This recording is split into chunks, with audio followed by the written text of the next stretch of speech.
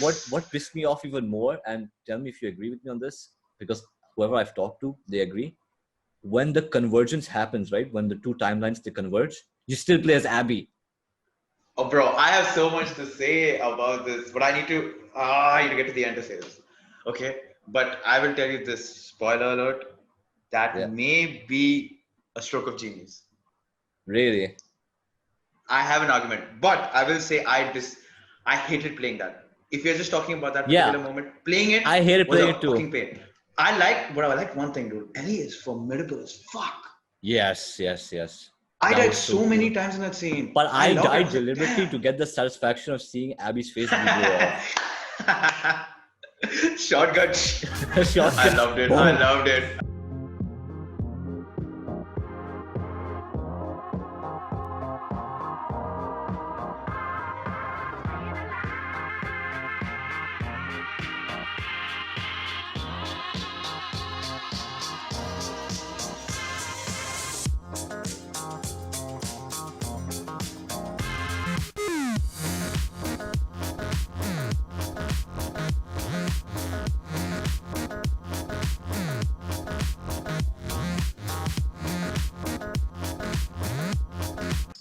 Starting the recording now. Okay. Hi everyone, welcome back. I'm back here. Faiz is back. I'm not going to spend too much time on the Hey. introduction because we still have a great deal to talk about.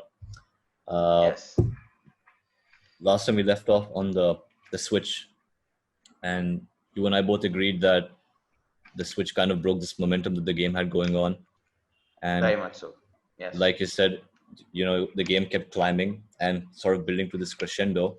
And then the drop was so low that it went lower than the initial pace of the game, which is quite slow. And so, we both agree, really bad place to have the Switch. Now we're going to talk about the first flashback from Abby's point of view, the content of the flashback, that is. And just bear with me because I'm trying to articulate my thoughts on this. So I guess the point of the flashback was kind of to just answer the question, what is Abby's motivation? And when we saw Joel die, we kind of knew that Abby's affiliated with the Fireflies. Like, there was no doubt. There was no sort of like plot twist that we were expecting, like, oh, maybe Abby has a different motivation, or she's part of the Scars or something, some other organization. We know that Abby was associated with the Fireflies, and the reason why Abby must have taken Joel's life is because someone Abby cared for must have died in that massacre that Joel caused at the end of the first game. Yeah. Right? So the thing is that when I did see that it was actually Abby's father being the one who Joel killed, and that he was a surgeon who was going to operate on Ellie, I didn't feel any sympathy. And the reason is that, we played the entire first game as Joel. And so we've seen Joel experience loss. We've seen him kind of recuperate from that loss periodically, not completely, but to some capacity. And he's an established character and we are invested in him, which is why when he dies, we're so impacted by his death. In the case of Abby, and I get the premise that Naughty Dog was trying to go for, in the sense that they wanted to create this game where, like you said last time, there are no heroes in this universe of Last of Us. Everyone is self-righteous in their own right, and everyone justifies their own decisions. And I'm all up for that theme. I like that theme. I like a conflict where both the parties are right and wrong at the same time, which is what makes the conflict all the more uneasy as a viewer. But with Abby, the thing is, so you have the crime and you have the punishment, right? The crime being Joel's murder. And whenever you unveil the crime before the punishment, there's no way you can sympathize with the character. But if you reveal the punishment before the crime, then no matter how heinous the crime is, you kind of have some sort of sympathy for the character. And I don't know, do you watch Black Mirror, by the way? I watched some of the episodes because it's an anthology. I only watched some. Yeah, there was this one episode, and I'm kind of going on a tangent here, but I won't like digress for long. But there's this one episode called "Shut Up and Dance." I don't know if you've seen this episode. So essentially, what happens in that episode is there's this teenage boy, right, Kenny. So he opens his laptop and he's kind of pleasing himself to something, and then he gets a text on his phone that says, "We saw what you did." And he gets blackmailed that if you don't listen to what I'm saying by the unknown caller ID, I'm going to release this footage to all your contacts. So he panics. And then he goes on this wild goose chase where the unknown caller is telling him to, like, go meet anonymous people, go deliver packages, go engage in a fight in the wilderness to the death. And in the end, like, he does all these things. He complies to whatever the Black Mirror tells him to do. And in the end, the Black Mirror releases the footage anyway, right? And then the revelation in the end is that Kenny was pleasing himself to child pornography. But even though, like, no one will sympathize with a pedophile, obviously, but when you see Kenny go through hell in the beginning, and then you see why he went through all that stuff, you're still kind of conflicted. With Abby, I feel like this game, it kind of went haywire with the narrative, and maybe they should have opened with Abby's flashback instead of the Joel cleaning the guitar.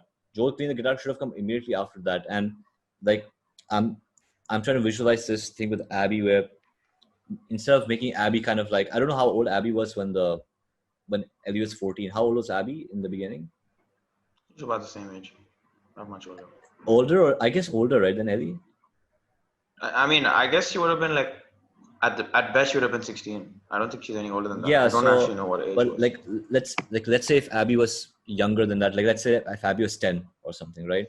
Or if she was the same age, and they show her as a weak character, and you can show Abby in the camp just relaxing, chilling, and then let's assume that she's younger. Let's say she's 10, and she's in the camp. She's watching the Fireflies, train, and Marlene shows up. This is just like a hypothetical way they could have handled the situation where you could have sympathized more with Abby. Marlene shows up. Marlene is with Abby. Abby's like, she's 10 years old. She's drawing or whatever, doing what a kid does. And then some guy comes, one of the soldiers comes up to Marlene and says, hey, they're here. The girl, she made it. And then Marlene is like, great, fantastic. The girl obviously referring to Ellie.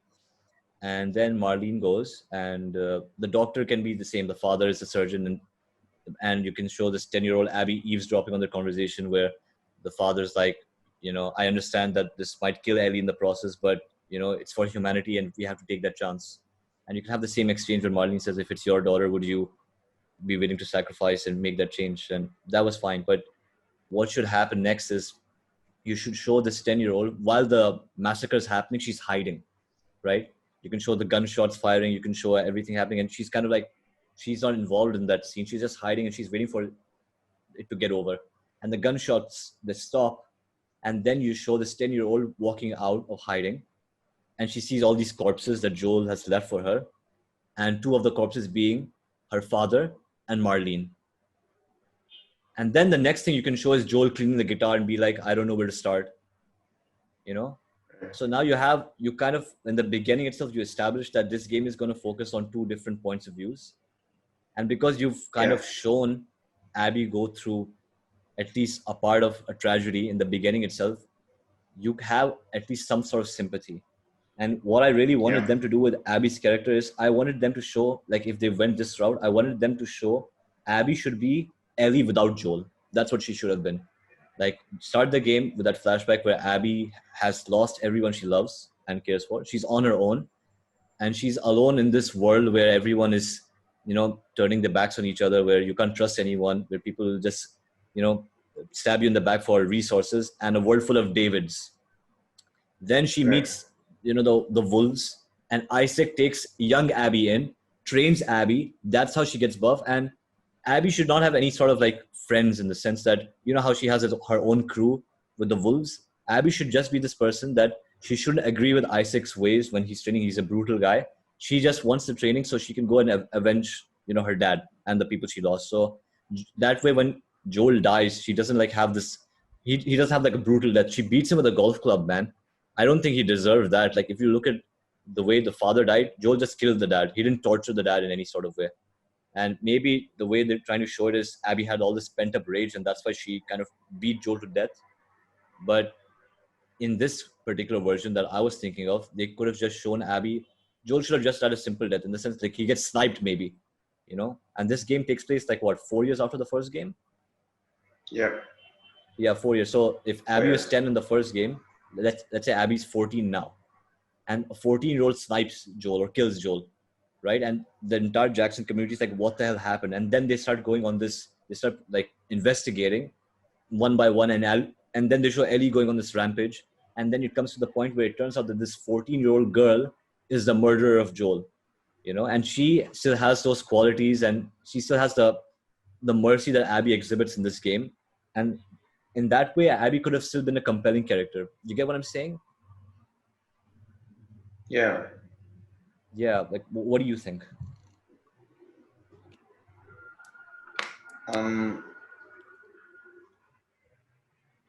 One, I don't think if anyone was exacting revenge, they would do it via a sniper shot. First of all, Yeah, a just sniper shot is a hypothetical. Yeah. very cold-blooded. It's a very cold-blooded kind of murder. It's done for someone you have no intention of understanding or even caring. And revenge is usually something very warm-blooded, very hot-blooded. You want to look them in the eye and say, like, I know what you did, and this is revenge. Like, you want to You inflict pain. come here and die, right? Was the golf club a bit much? Yes, I agree with that. And I think more than anything else, I think it's an understanding of the fact that Joel was actually not a perfect human being. Okay, I think I think the golf club in a way serves to show you that you may have forgotten how many crimes Joel actually committed before we meet him after the 20-year time jump in the first game. So I'm trying to I'm trying not to uh, piss anyone off by what I'm saying actually. So uh, what I'm trying to say is essentially that look, I think the golf club murder was a bit much. Uh, it was very brutal to watch, but I do think that you are more likely to be on Ellie's side if you see something like that, right? I don't think if I'd seen someone like shoot him in the head or like I don't know torture him and then just shoot him in the head or like cut his neck off, I don't think I would have been as agitated and like ready to inflict To pain. embark on that journey of revenge as Ellie. Yeah. Not only that, I think you know like Ellie actually ends up doing a lot of things that most of us wouldn't be comfortable with or even empathize with. At a certain point, Ellie goes so far on her revenge that if what Abby did was not so unforgivable, I don't think we would have tagged along. Because like I said, like I told you the last game as well, the not last game, the last time we This spoke, I told discussion. you there were Yeah. a lot of people. There were a lot of people who didn't actually agree with what Ellie was doing, right? Yeah. But at least you and I agreed with what was happening in the game, right? Yeah. So I do think that for the sake of the story, the murder had to be that brutal. I am not comfortable with how bad it was, honestly. No, But that's fine. Okay, the murder thing is fine. Like, even if it's a golf club, even if you agree that it's not that brutal, but the point that I was trying to make is that how do you sympathize with Abby? You know, because after you see that brutal murder and then you see that her dad dies, did you feel any sympathy for Abby? no, You didn't, and that's I my point. but that's the thing, right? Like I said, like I'm not saying more because I want to get to the end of the game so I can sort of paint the Okay, picture. okay, so But fine. I will tell you this. I will tell you this. When I was playing with Abby, especially when she was adult Abby, not the flashback. The flashback was so boring. Yeah. Yeah, But we'll get to that. Yeah. there were points in the game where I was just happy to just jump off a cliff with Abby just to see her die. I was like, oh, fuck you, bitch. Right? That's how I played with the game. So I don't know if that surprises you. Like I said, it's the whole picture that worked for me, not Abby's story essentially. And also, Yeah. I don't have the same kind of insight that I have for the first part of the game, like the second part of the game, because I've not played Abby's journey for the second time yet. But I do need to play it to give an even better understanding of how I've seen the game.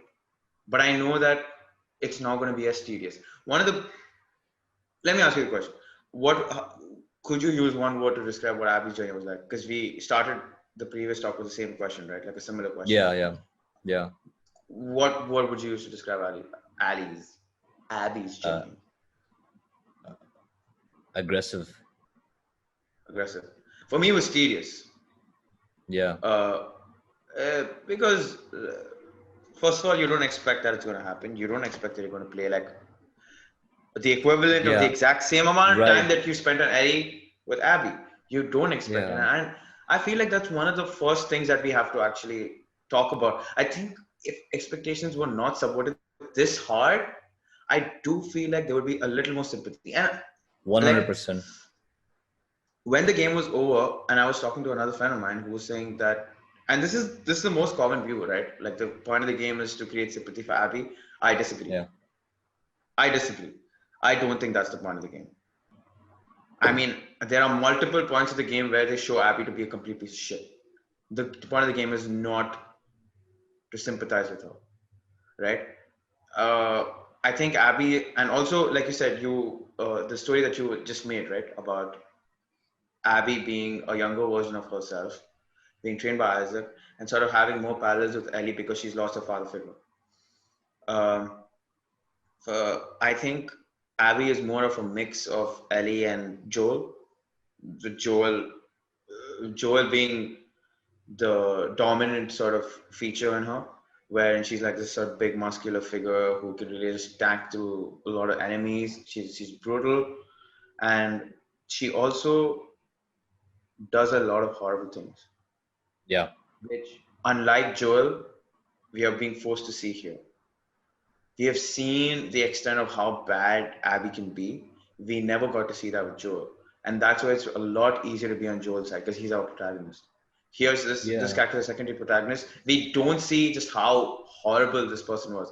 But we're seeing a very similar journey that Joel goes through in the first game with Abby here. And I literally missed all of that. It was only when the whole game got over and I sort of like slept on it that I realized, Yeah, oh, they a lot are, of they similar things are are like happening here. this game, like when we get to the ending, because retrospectively a lot more things make sense and you make peace with a lot of Yeah. things. But because, like you said, the marketing, we talked about last time, the marketing was so horrible. We didn't know we could play as this entirely new character. And the switch happens at a really intense moment. And when the switch happens, because you're so dissatisfied, and then the cutscene happens with them showing Abby's dad dying, and you're still not on Abby's side, and then the game feels You're like a not. drag. That's what I'm It saying. does. Oh my God. Yes, I agree with you. I agree with you. I 100% agree with all of what you're saying. But what I'm saying is, I am a lot more excited to play with Abby this time around because I know what's going to happen. And I don't know. You may not feel the same way. I don't think maybe the viewers don't feel the same way. But this time around, like now I'm approaching Abby's side of the story. I'm actually kind of excited to play with her just to see if I feel differently. But the thing is, it's aided by the fact that I actually know it's coming. It does help. Also, I like your idea of like starting with Abby, and I had the same idea when I was playing the game. I was like, wouldn't it have made a lot more sense to have Abby's side of the story like a lot earlier? At least that first flashback, if not everything Yeah. else. At least that first Hmm. flashback. It doesn't have to change anything because I did feel like the story. This is what I felt while playing the game. Okay, while playing the game, not at the end. I'm telling you, when I was playing the game in the first part, uh, even until the confrontation, let's just call it that, until the first confrontation that they have, I did feel Yeah. like the story just could have been like, he could have just picked out places, put them here, they take another place, put it here, and then the flow would have Re-edit been the a lot more story. smoother. Yeah.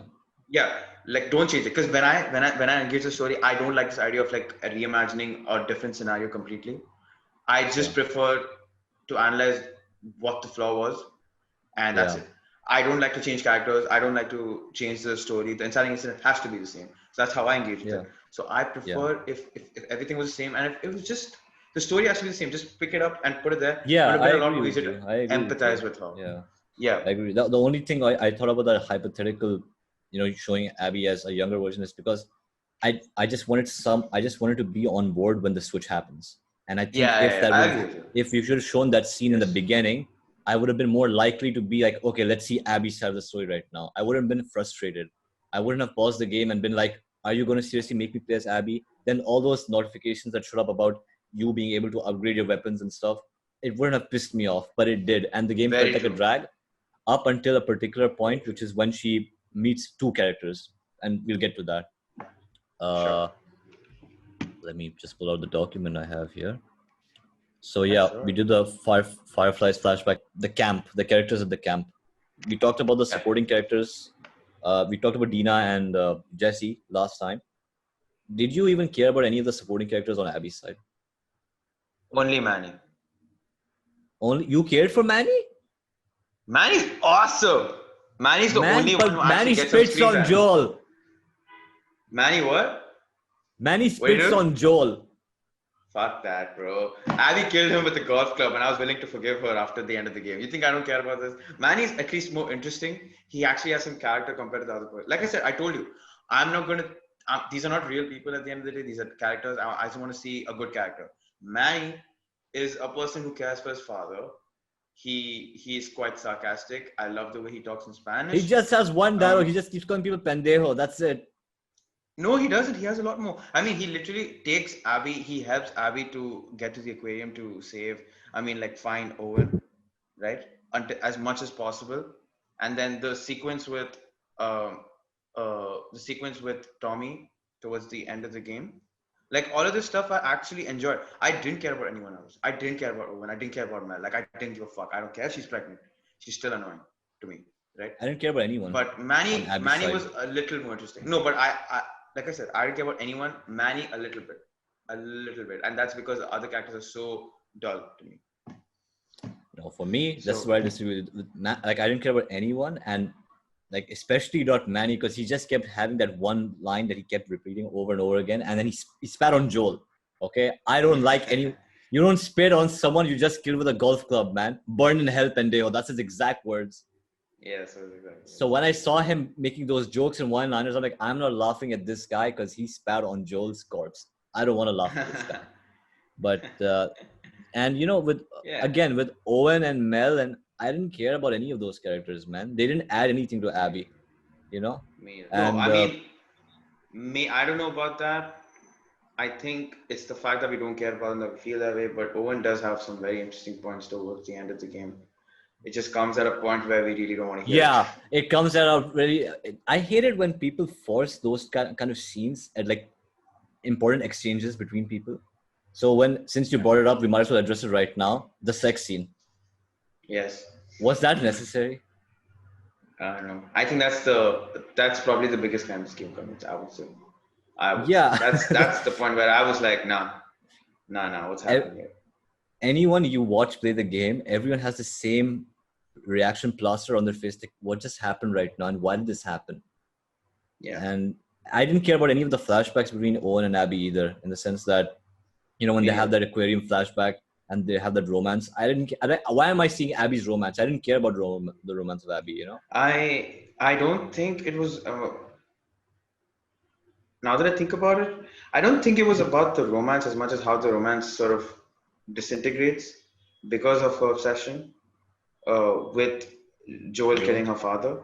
Yeah, I yeah. think that's what it was about because every scene is sort of permeated by that towards the end, and then like it takes over by the end of the sequence. Every time that's what happens, right? Because she keeps on bringing up Joel's death, both in the present in that Christmas sort of sequence, if I'm not mistaken. Yeah, yeah. And the same thing Yeah. happens when they were kids in the aquarium for the first time, and Yeah, like she can't you miss realize training. She that keeps saying like, I can't miss training. I can't miss training. Yeah.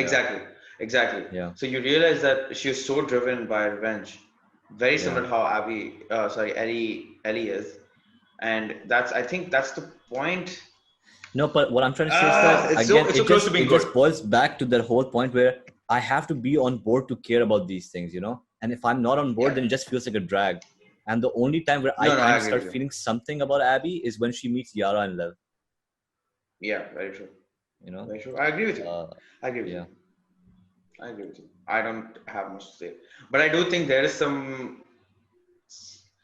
meat in those sequences that can be chewed upon on a later viewing. Are you trying to make a pun or?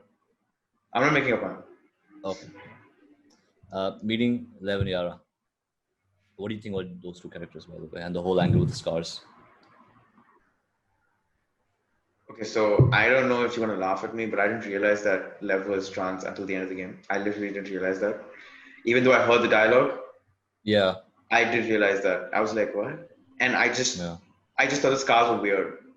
Yeah. That they wanted to Okay. do it as a wife. I literally didn't think about it.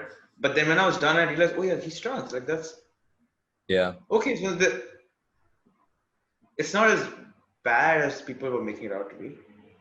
Because people were like, oh, there's a trans character in the game. That's all there is to his character. No, But I don't know. no. I don't know. I thought it was quite. It was well done. I think it was fine. Honestly, Yeah. I liked it. I like Lev. I actually care about him. Uh, Yeah, me Obviously too. I not to the like Lev. extent that. Sorry. Me too. Like, yeah, I also care for Lev, but Yeah, obviously, like you're saying, not to the extent that of the other Ellie. characters. Not to Yeah. the extent of Ellie, obviously. Obviously not. Yeah, obviously not. Yara was quite interesting too. I really liked um I like her character and like how their sort of chemistry together and how they care about each other. I think that was quite interesting. One of the reasons that I actually like the Scars as this entity and um, what do you say Cult. the significant the not significant the strife that's happening between the WLF and the Seraphites. I find it Yeah. very interesting because it's probably because of the kind of a phase I am in life right now. Uh, Judging by how the year's going, I'm very much of the worldview that if you're going to be driven to extinction, it's going to be because of Earth itself, which is kind of what that fight is about, right? They totally forget about uh, all the infected that are just like roaming around, and they're just so busy fighting among each other. And so, if someone hates that idea where like, oh, the humans are the enemies anyway, at the end, like some people really hate that. That was something I could really understand, like something that I enjoy. But again, that's one of those things where you either like it or you love it.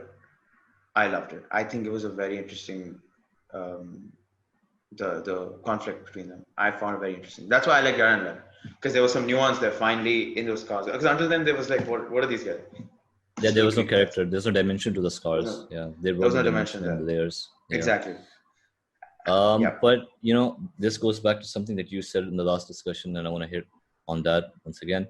Is you mentioned that killing Joel was a bold decision, and I agree with you. And I guess why Naughty Dog decided to do that is a to embark Ellie for Ellie to be so what's the word I'm looking for, determined to avenge Joel's death, and you need to have a significant event to kind of trigger all that rage that she expresses in this game.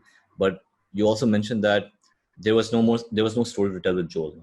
No? That dynamic. They weren't trying to recatch lightning in a bottle, like you said last game. But when they do introduce Lev and they have that relationship with Lev and Abby, and how Yeah. that dynamic kind of mirrors the dynamic that Ellie and Joel had to some Yeah. extent. Yeah. So don't you To think some that point. kind Yeah. of nullifies the death of Joel in some capacity? I. I don't know. Everything that on this in this game depends on Joel, right? It's not like this game forgets about Joel completely. I still think that this game is very much about Joel and Ellie first, and only then Abby. No, I'm saying So that for the death was a me, bold decision, right? And but then if you kill Joel off and you tell the player that, listen, that means you're not gonna have the Joel and Ellie dynamic. And as a player, you tell yourself, like you said, like, okay, that was something really special. I don't want that to be repeated. Then I guess I'm not getting that. right, You and so kind you're of do getting get like, it with, yeah, you're getting it in some capacity here. So if you are going to show that dynamic, then you could have maybe just let Joel live. So either you say I that don't there's no more story to think. tell with I Joel, mean, or you give us that I story. think You know? I think Abby came third or fourth in the pecking order of how this game was going to be made. I think the first thing that they decided in the game was that Joel was going to die. I think that's quite obvious. I think Abby and Lev came a lot later into the story sort of structure and phase. I do think that this game is first Joel's death and the fallout from that. And Abby and Lev, I think it's just more of a parallel thing because I don't think it's done with the same level of nuance, or you don't even spend that much time with Lev actually when you think about it. Not as much as you do with Ellie and this thing. It's just that You there's a don't. mirror there. Yeah, you don't. But because there's a mirror there, right? In the sense that, look, Joel's death got everyone off guard, right? And now everyone was the best part about this game for a lot of people, even who hate the game, are the flashback sequences, because you get that dynamic again, right? At least some capacity of that dynamic, you get it again before the confrontation happens. And a lot of people, that coupled with the fact that you didn't know you're going to play half the game as Ellie and the other half as Abby, and then in that Yeah. other half as Abby, you kind of have this dynamic with Lev, which I like the dynamic with Lev, but I couldn't help but think to myself that, I really wish this was that I could have had one more flashback with Joel and Ellie instead of this. That makes sense. You know, so that's just Makes sense. me personally. There was another sequence which they cut out, right? Really? Uh, With Joel and Ellie? yeah, yeah, What was the yeah. sequence There about? was. It was basically they show that Joel has a girlfriend, like a partner outside of Jackson, who lives in a shack of her own, and she gets infected. Oh, And so basically, Joel, when they go to meet, he goes with Ellie, and so basically they're deciding what to do with her, this is when, like, in the and order of the flashback sequences, if it was in the game, like, when would this be? this will be before they have the fallout, I guess. So this is after Before the she first finds mini out. confrontation or before the mini confrontation? The bloater flashback. Does this come after the bloater flashback or before the bloater flashback? Before. Okay, okay, Yeah, before she starts to like figure things out, basically. So when she's young, okay, yeah, and basically Joel is like, Ellie, go out, get some waterfalls. yeah. And as she goes out, she hears a gunshot, and you don't Oh, know who okay. killed who. You don't know who killed who. And he comes out and he's like, I don't want to speak about this. And yeah, I feel like that would have been an interesting thing to see, but I guess it doesn't add much to the story. But then when you think about it, there are a lot of things in this game that don't add much to the story. So why didn't they just give us this flashback, Yeah, right? I mean, I but wouldn't have minded it. that's not the nature of the flashback that I was talking about. You know, in the sense that But you just want time with them. gameplay You just wise, want time. yeah, Yeah. yeah, gameplay wise, like No, the obviously, not yeah. the yeah, If you think about it, like they obviously would have had to like go through some infected to get to a house, right? Obviously, okay, yeah, that's yeah, yeah. yeah. You would have seen more of that. I too would have liked some more Joel and Ellie. But I think, I think the parallels between Joel and Ellie and Abby and Lev. I think, well, I don't know if it's trying to capture magic in a bottle as much as um uh I guess it. I don't know if it's a flaw. I'm struggling to think about because I'm not thought about this. Like what you're saying, like why would you do it again if you're gonna just kill Joel off? Yeah. But I do feel like there's not much new to say about Joel, but there is a lot to say about Abby, at least in this part of the game, with the redemption arc and everything. Do we sympathize with her? No. Am I happy that she's doing it? No. I don't care. I too didn't care. I was more concerned about Ellie and how what the relationship between Abby and Ellie is like. I was more interested in that. So I don't have much to say about Abby and Lev, other than the fact that I think it's in a negative sense. I guess it's just a way of hoping that you would get on their side. One of the ways that they could get you on their side, because this is a kind of relationship that most people gravitate towards, the mentor-mentee Yes. relationship, the child and father Yeah. relationship, whatever. Precisely. Yeah, this Yeah. kind. Maybe that's what it is. If that's what it is, I guess that's not a good thing. But it worked, I guess. At some level, I could understand why she wanted to protect him. At least that much, I feel like they managed to communicate. Why did they do it? I don't know. I don't know. The only reason That's I can what think of is I'm lost at because of the that. lack of empathy prior to that moment. Because even the people, you have some level, at least a microscopic level of respect for Abby when you see her do that. Even people who didn't like the game, I like the relationship with Lev. I didn't love it. I didn't choose that relationship obviously over the Ellie and Joel relationship. No one would, but yeah, I mean the whole, people are pissed off about the fact that there was less of Joel and Ellie, and then this stuff happens. So there's that. With again, Can I ask you even though something? we're not gonna, yeah, sure, Can I ask you something? So about Abby itself. So yeah, I found it very interesting when I watched the game this time. I didn't find this before. When she kills Joel in the way that she does, in the despicable way that she does, yeah, she doesn't. There's no relief there. You can yeah. actually There see is no it. relief. Yeah, There is no relief whatsoever. She's not. When she's breathing, also it's still an uneasy breath, and her shoulders still tightened. She still doesn't look like, oh, it's done finally. Like, okay, my 4 years of hard work has come through. It's paid off. Nothing like that, right? yeah. Then the Basically, when we next got our time you see degrees, her, yeah. yeah. Uh, Go on, go on, I just go got on. that. I just got Yeah, that. go, go. uh, good one. I like that. Um, when before she kills Joel, we see that Abby's having nightmares. Um, and then the second time you see her finally, when she's sleeping in the WLF camp, she's still having nightmares, right? Um, and then later on we realized those nightmares are about her father. Yeah. Correct. And then we realized that it's only through helping Yev and Lara. No, sorry, Lev and Yara. 11. Yeah, 11. Oh 11, wow, yeah. Lev and Yara that it She becomes finds a some more sort of a of big solace. some sort of solace, and we sort of realized that. Um, I feel like this is one of those few subtler sort of moments that is very Last of Us, where there's a little bit they are not shouting the message out. This game is odd like that. Like a lot of things Like feel so read between the melodramatic. lines in the sense, kind of like that. Read between the lines. I feel like I that's the thing that I actually liked about Eleven Yara and Abby. That's what I liked actually. Like I really liked that dream sequence. I think it really worked. That's one of those few things about her story that actually it was like, okay, cool.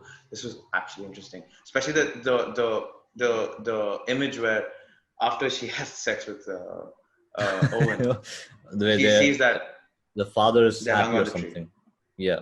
No, before that. Oh, yeah. Oh, yeah, yeah. Sorry, before that. They're Yeah, hung on they the hung, tree. they hung the tree. Yeah, yeah. I really like that. I really like that. I mean, it was a much better way of seeing That's it the than wake up calls that she has, which kind of triggers her to sets the embark on the redemption journey. Yeah, arc. yeah, This sets the redemption arc. I really like that. I actually quite enjoyed that. That's honestly like that's the only part of her story, at least in the first part of the game, before the confrontation that I actually like as a story yeah. segment. That's the only part. Nothing else was I'm smiling because really. that image is burned in my head. I'm trying to get it out. That scene because I just don't know why they included it. So yeah. Think about something else. Uh, you can talk about the Rat King if you want. Yes, we'll get to the Rat King. That was such a hard boss fight, by the way. I died so many Yeah, I times in loved that it. boss fight because of I the loved lack it. of ammo. And I felt like I was but playing before we Bloodborne get or to the something. Rat King, uh, how great was the lighting in the scar scene where you first meet Lev and Yara? Thank you. Thank Huh? you. Someone finally said it. Oh my god, that sequence looks amazing. When you're escaping and you have the torch in your hand and you have the one knife, that was a really good level design. Really good, very immersive, and Exactly. especially that scene where Yes. Lev and Yara crawl out and you're stuck alone and you're fighting off clickers and another bloater. And again, I don't have ammo, and I then you hated have to that. crawl out of So annoying. yeah. But really good level design. And what were we going towards? The Rat King. The Viking. Yes. Yeah, the Rat Were King. you at least sold on the fact that she had to do it? That she had to do the thing where she had to get the supplies from the hospital. Were you at least sold on that? Do you think so? She had to do what thing? Where we find out that Yara has compartment syndrome and they don't have the Yeah. supplies in the aquarium, So she so she goes has back to to do it the left. yeah, yeah. But why would I not be sold on that? Like, what's the problem with that scene? Some because like you said, you point out the fact that they're doing a similar thing with Joel and Ellie, right? Yeah, I mean, Um, like it was in the sense that once Lev came into the picture, right? I did start to empathize with Abby a little, but then it was just that I was not question in the sense I was not questioning Abby. Like I'm like I don't really care. Like it felt like a drag to me, right? It still felt like a drag. Like where's Ellie? I yeah. want to see Ellie. Where's it? I want to see what happens at the theater. Basically, when are we going to get to that? So Yeah. I was just kind of like, let's pick up the pace. Let's pick up the pace. So I didn't really question that. What about when? Okay, tell me about what did you think about the sequence where she crosses the bridge? In the sky. Yeah, I love that sequence. I love that sequence where she crosses the bridge when she's having that. That's my favorite interaction between Lev and Abby, where they're talking about fear, Right. and he's Yeah. like, think about the good parts of fear, and she has this Yeah. fear of heights. And then while they're Yeah. crossing the bridge, he's like, "So what's going on between you and your friend Owen?" Yeah. Oh my God, not now, Lev. So that was a good sequence. Yeah. I enjoyed that sequence. Yeah. Yeah, because basically what happens is when she falls down, she falls into water. So it's like symbolic of like a baptism, because that's where she starts to do good, Oh, like okay. actually, right? Because now she is, because uh, you can't purge yourself of your sins. I mean, it's not like completely purging. The purging is done at the end of the game, but you can't purge yourself of sin without going through like that sort of purgatory sort of thing, where she has to actually cross the I didn't fears. think of it like that. That's a pretty good observation. Yeah.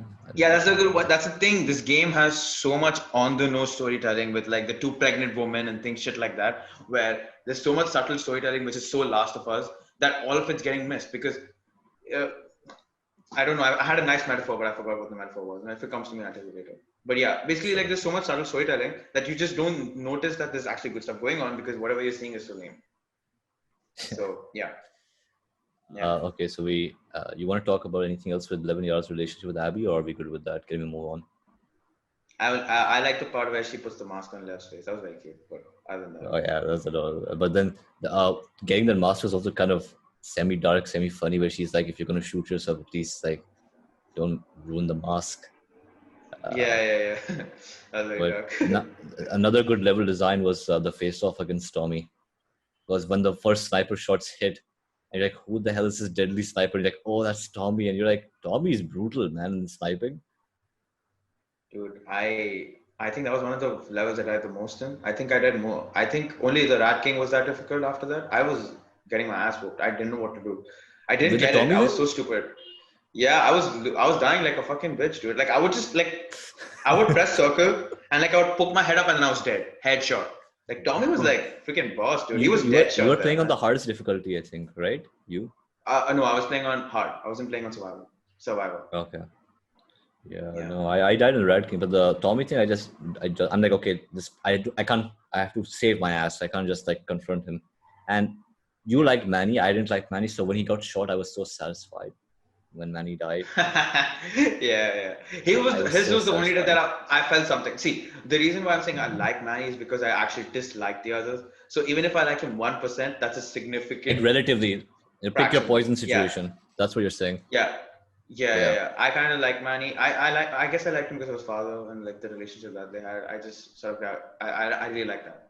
That was one of the He few like just was humanizing nice to his aspects dad of when he football. played chess. That's it.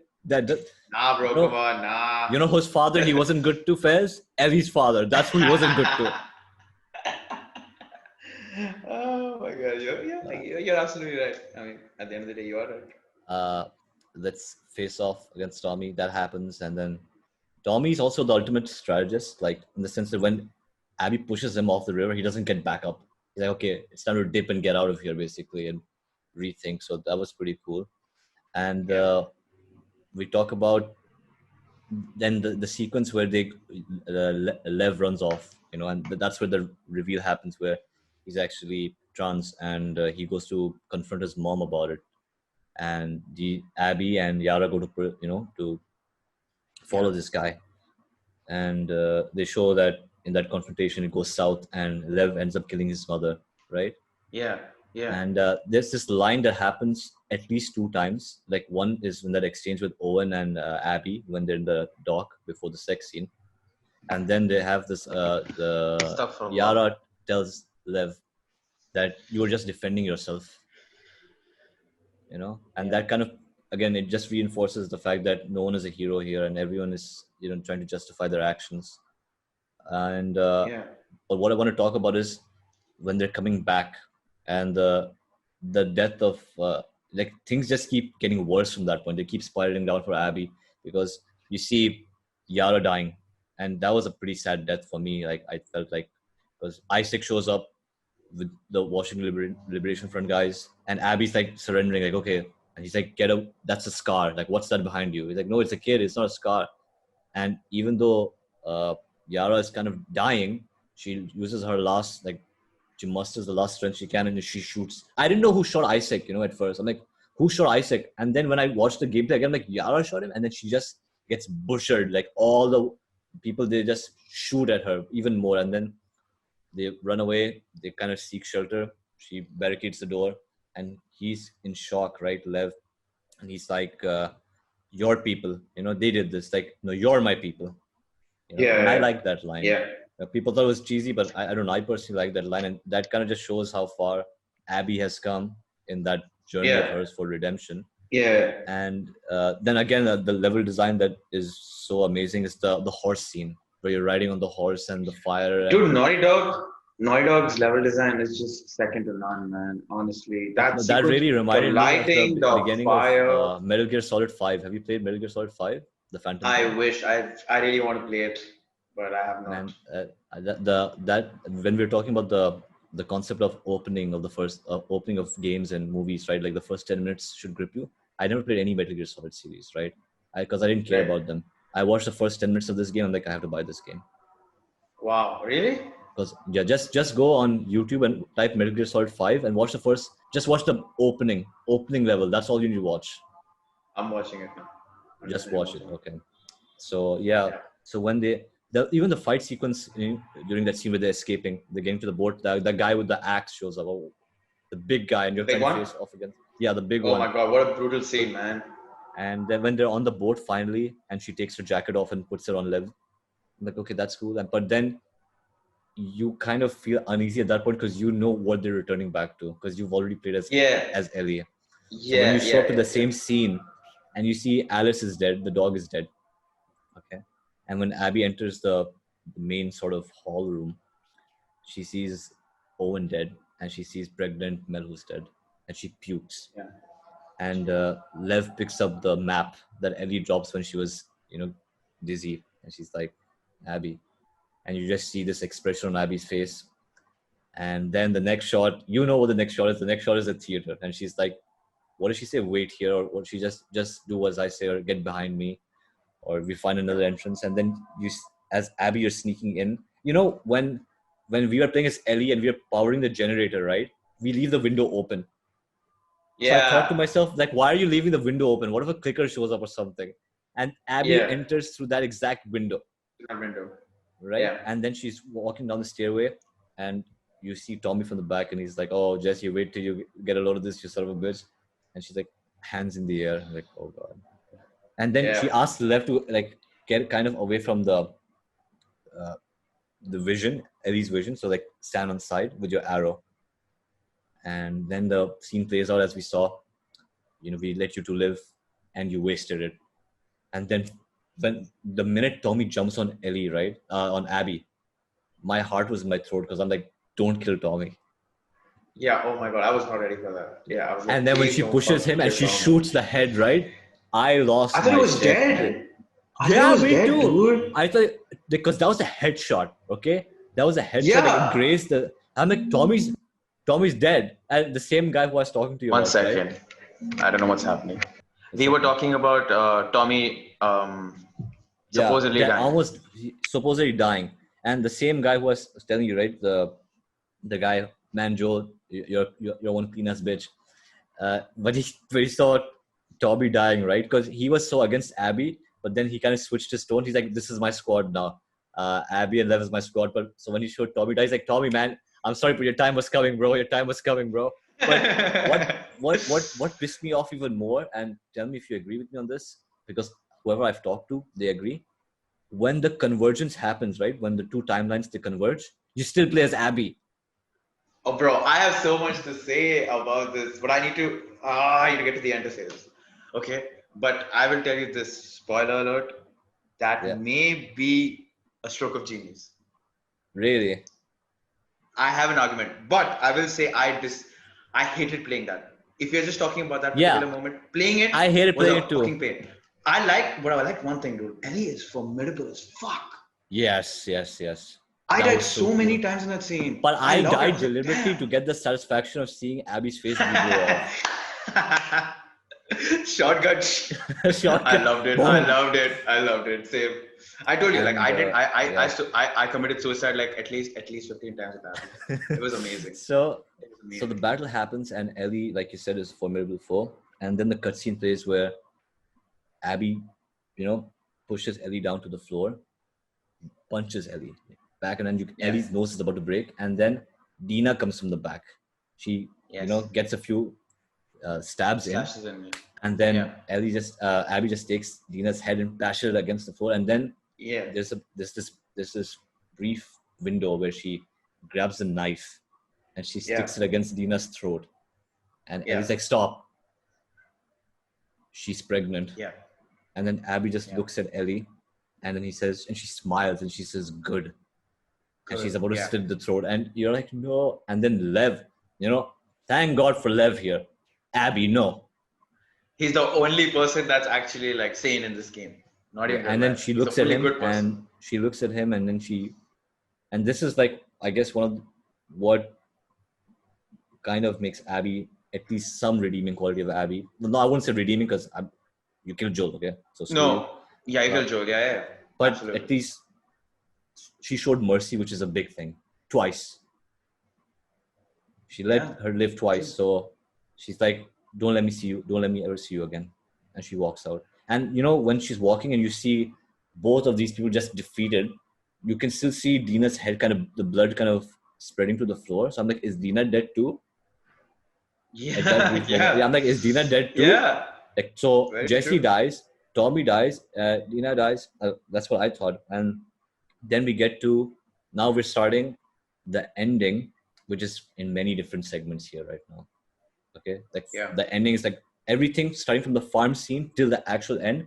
We're going to talk about this stuff right now because this is where we kind of bring everything full circle. So there's a lot to get into. We talk about the Very farm true. scene. What's the time jump between the Battle of the One Theater year. and the 1 year, right? So you see Ellie's 10 months to older. 12, 10 months to 12 months. So yeah, about a year Yeah. at least. So Ellie's older and she's settled down with Dina and they have JJ. It was a good scene. And as I was playing that, when she takes JJ to the tractor and you have this spectacular panoramic view of the Beautiful. field. And she says, Yes. I've got a lot of stories to tell you. I'm going to teach her to play guitar. For me, I thought that was the ending. I thought this is like, if they ended the game here, I would be happy because I'm like, okay, I get the whole concept, Really? mercy and stuff. I would not have minded, right? But that's not where the Wow. game ends, Fez. The game does not There's a end lot more there left. because what Yeah. happens right after then is she goes to get these goats inside the shed or something, right? The sheep. Yeah. Yeah, and there's that one sheep that's going towards what's it called again? What's the tool called, man? The shovel. There's a shovel there, Shawki. and you're like, oh, and it's dark inside the shed, and you're like, something again. Whenever you see a happy moment in this game, you're just You so have to be one. pessimistic and you're so traumatized. You're like, it's not this. There's a catch. What's the catch? There's the catch. When the shove, what when the well, shovel well done. when the shovel Well put. falls, Yeah. oh, it just comes naturally, bro. I just got it. When it falls, the third is kind of, it synchronizes with Joel's head slamming against, Yeah, it does. and then I guess, yeah. you know, you Ellie has PTSD, and when she's kind of repressing that as she's walking towards the door, the exit of the shed, and the shed slams. It's dark, and you hear Joel's agonizing cries, and he's crying for Yeah. Ellie, and then she can't open the door, and then she just wakes Yeah. up and she's crying, JJ's crying, and then they show that What did scene. you Yeah, what did you think about that? Like with that portrayal of PTSD? I really like the fact that, you keep climbing the stairs and it doesn't end. You yeah, keep going down, down, down, down, down, you're running and nothing that happens until she starts screaming. and then What did you you think can't about open the that? door either. I liked Can't it. open the door. I liked Yeah? it because you're like, yeah, because again, it's like, I liked it more than the dream sequence that you talked about with Abby. Okay, listen, Yeah, I'm I not a mean, I'm not an Abby hater, but I you can't replace Ellie and Joel for me. Okay. absolutely. Absolutely. I agree with you. I totally agree with you. Yeah, Right? yeah, I'm only saying like I like that because it was a bit of visual storytelling. yeah, And yeah. I I agree always give with you. points for that. I give Yeah, points for that. 2 points for that. Yeah, same Not a lot here. of points, So maybe 2 points out of 10. yeah, But something. So something. then when she has that painful recollection, and then they show the next scene, she can't sleep, she plays the guitar, and I always love how the guitar is the transition to the flashbacks, because I love how in Yeah. movies and games how they show music to kind of remind you of a certain time, and then they Wait, show is the this the dance. part where she sees the bloodied head? She sees the bloodied head of Joel, right? She sees it in this PTS, in this recollection? Or not? She does, right? No, she when the shovel falls, she sees Joel's head, like Joel going Right. against the floor, the And then she bloody turns around, haircut, and that's when the. yeah, Yeah. yeah, yeah. Cool. So the dance flashback happens, right? Yeah, yeah, yeah. And Yeah, man, this is such a heartbreaking flashback for me when I see the dance flashback, it is. because It is. it comes in the trailer and they're dancing, and they're walking away, and Seth shows up and he insults Ellie, calls her that word, and Ellie charges back at Seth like, "What did you say to me?" And Nina's kind of like holding her back. And up until this point, it had been a while since you saw Joel. So when Joel just charges into the frame and he pushes him off, he's like, get the hell out of here. And then you just see Joel and you're like, and then he just turns around and he says, are you okay, kiddo? And she's like, what the hell is wrong with you? And then he says, you had no right. And you do? I don't need your help. And the thing is, Joel is a tough guy. Okay, we've seen Joel take down bloaters, we've seen Joel take down clickers, we've seen Joel take down humans. Joel is a tough guy. Okay, but he, in that scene, he loves Ellie so much that you kind of see him feel humiliated, like, because he looks at Ellie and then he looks at the people around him, right? And then he says right, and he walks away. And then it reminds me that being a parent is just so hard. I don't know how people do it, dude. I don't know how people are parents, especially to teenagers. And I just, and up until that point, I thought this is the last thing that Ellie told Joel. Oh my God, yes. I don't need your help. I'm like, is this the last thing? Dude, and what did you think about the dance scene? Yeah. So I find miscommunication to be like one of the most interesting themes that you could explore with dialogue. It's so interesting because that's something that I struggle with in my life as well. I would say like I'm not going to call myself eloquent, but I'm all right with words. But putting emotions into words is not that easy, especially when you're just talking to someone. And yeah, no wonder why you like Joel. Okay. Go. But you can see how much Joel struggles to sort of repair things with her, and like he's trying his best. He's trying it in the way he knows how, which is violence, by pushing Seth. Right? He didn't tell her that I was wrong. He didn't explain to her why I was wrong. He pushed him. He pushed Seth, and then he doesn't know how to explain why he did that to Eddie in front of everyone. And so especially after, since they're not on talking terms, so that's even worse. Yeah, exactly. And it's so interesting because I feel like the way the flashbacks are structured, especially for Ellie, like I'm not going to talk about Abby's flashback because I do think that's the biggest part of the game. And I also would like to say that I might find a little more meat because I'm looking for positives in this game. I feel like I think that's kind of the point of the game.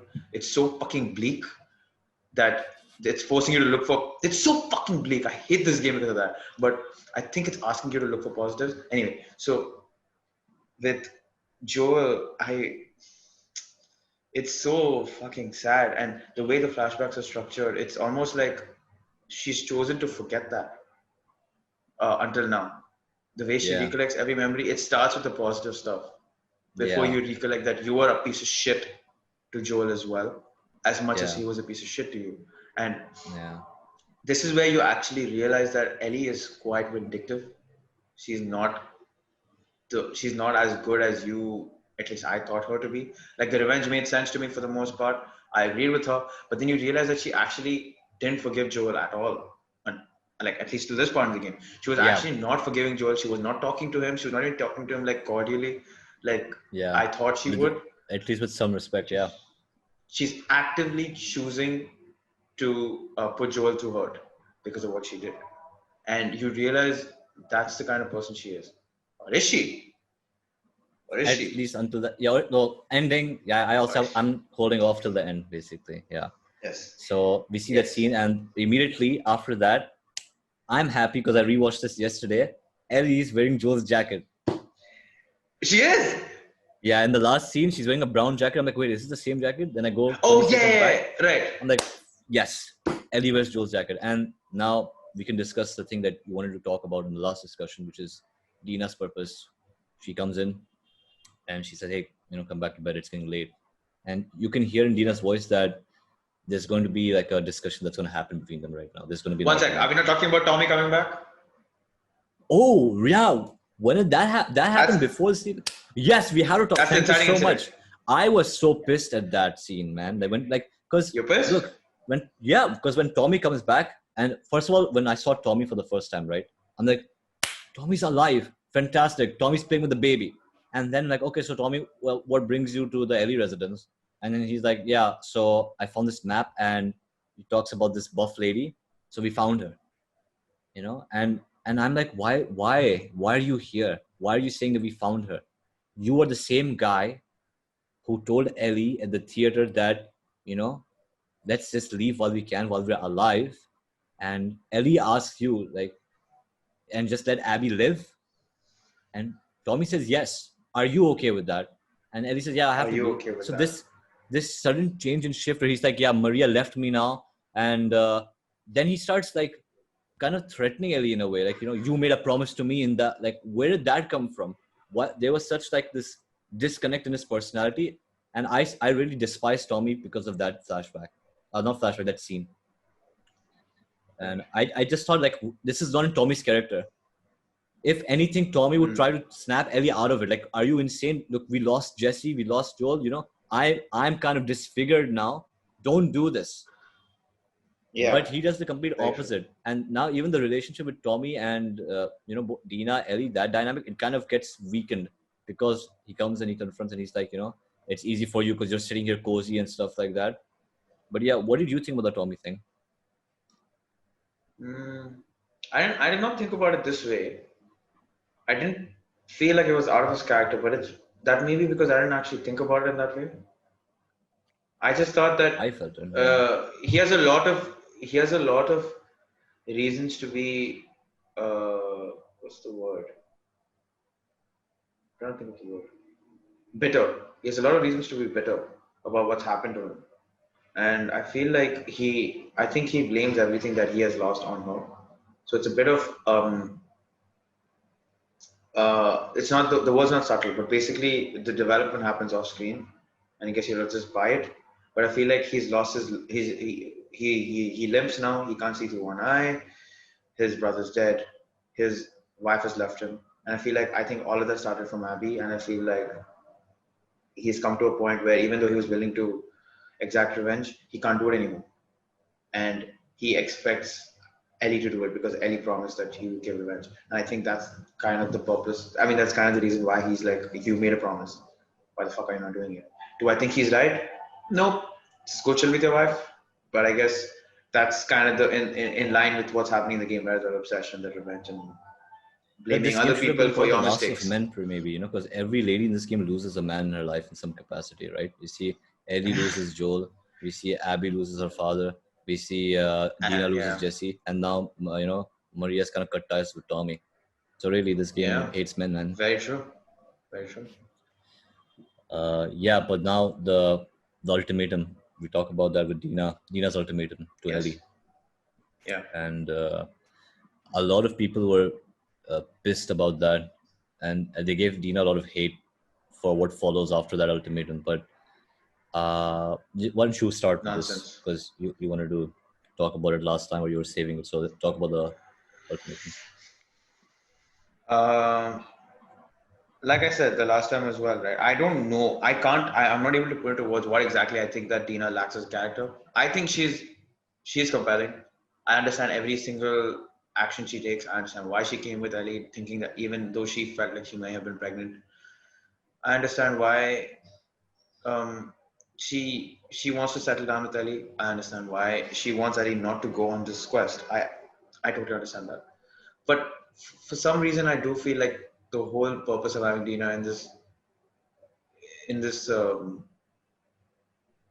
like that's the primary role that she has in this game. Like that's her main thing in the story.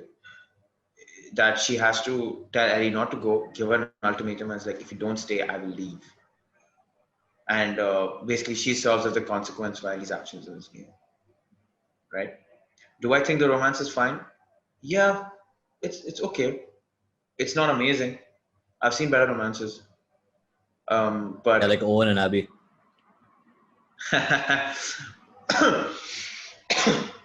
making me cough, man. I don't like that romance either. Actually, surprisingly, for once, Naughty Dog is not doing a great job with this romance. I mean, Elena and this one, that's amazing. It's such a good romance. I really expected them to nail this one, but it's not that great. And this is the problem that I have. This is what I think about this game. One of the problems with this is that this game is a bit indulgent in its thematic explorations of forgiveness and obsession and revenge and violence. That at some point it seems to forget what its initial draw was, and that's character. and like character building, and that at some points the plot and the themes take center stage, and the characters lose a lot of their value. So I feel like there's so many characters because they're all seeking to uh, portray this theme as well as possible. That's why there's so many people and they all fucking die. Because I think they knew at the end of the day, even if they build the character so much, they're gonna die. And I think Yeah. that's the weakest point. For me, that's the weakest point of the game. And I feel in a similar way, Dina only for me seems to serve more of a plot than actually be a character form. And that's why I don't like it. Is it good? The sequence, the dialogue is amazing, the lighting is good, the mocap is good, the acting is good, everything's good. But in that respect, I feel like there's something lacking. See, I liked it. I love the last. I don't know what Ellie says in the last, but she looks fucking badass. That's on you. That's on you. That's on you. Amazing. That same Amazing. guy, Okay. that same guy I keep talking about. Just watch his channel, man. Very easy. When she says that, Yeah. right? Because Dina turns and she's crying. She's like, "I'm not gonna do this again."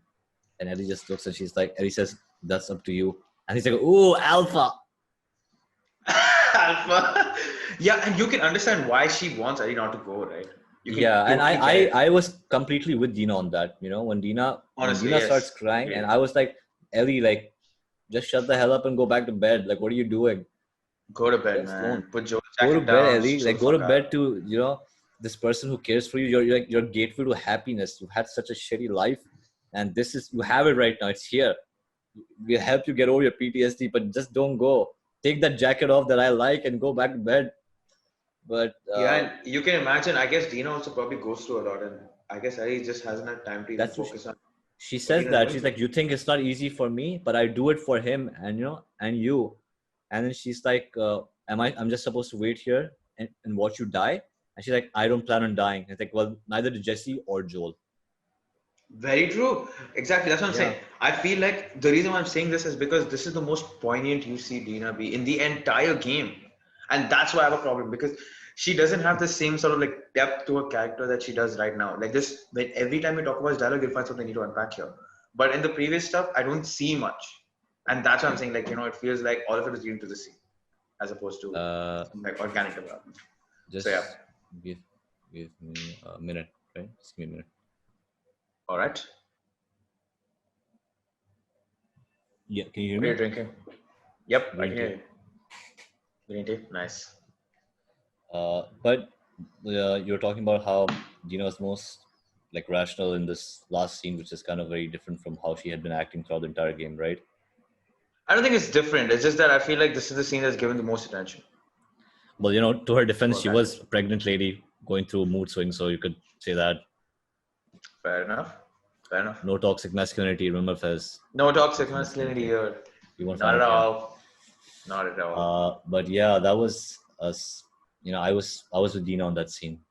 Even though that Very was a true. really Same. cool closing line where she said, "That's up to you," and then she walks out. I'm like, yeah, Eddie, that's cool, but Boss. No, please stay. Dude, I was literally like, I was begging. I'm like, please. Yeah. Don't Yeah. fucking do I this. don't want to see. I am so I sick don't want and to tired of see. this shit. Yeah, and then when we see the shoe, the Converse, the next season when they show the Converse, I'm like, is this a flashback with Joel again? Is that Ellie, young Ellie? And then it's Lev with No, hair. it's not. Like, no, and then I'm like, oh man, are you gonna make me play as Abby again? And but that was an unnecessary level in my opinion because there was hardly any gameplay. A and B, like you could just have the cutscene in my opinion over there. I think that's again, like I said, yeah, this is the problem with the limitations of the medium where if you're going to show a cutscene, you can't show it without gameplay. It just doesn't work. Because I guess that's the problem with this. Because like you said, it would have worked with the cutscene. All we had to see, we had to know that what they were looking for The Fireflies. the Fireflies in this sort of big landmass area because Santa Barbara is huge. Yeah. And they finally find the place, they find the radio station, they talk, and like it's this uplifting moment. Even I actually kind of, I don't want to say rejoiced, but I was actually happy. I was like, oh, cool. I There's some felt purpose. for them, like, okay, at least there's some happiness for them too, even though she killed Joel. Yeah. Just reminding everyone. Yeah. Yeah. And I was glad that Lev forgave himself for what happened. Yeah. Like he didn't go through some like dark path like everyone else. He was like, okay, No happened. emo. Yeah. He wasn't emo. And God, this full game's so emo, man. So at least like there was some light and some positivity here. So yeah. Yeah.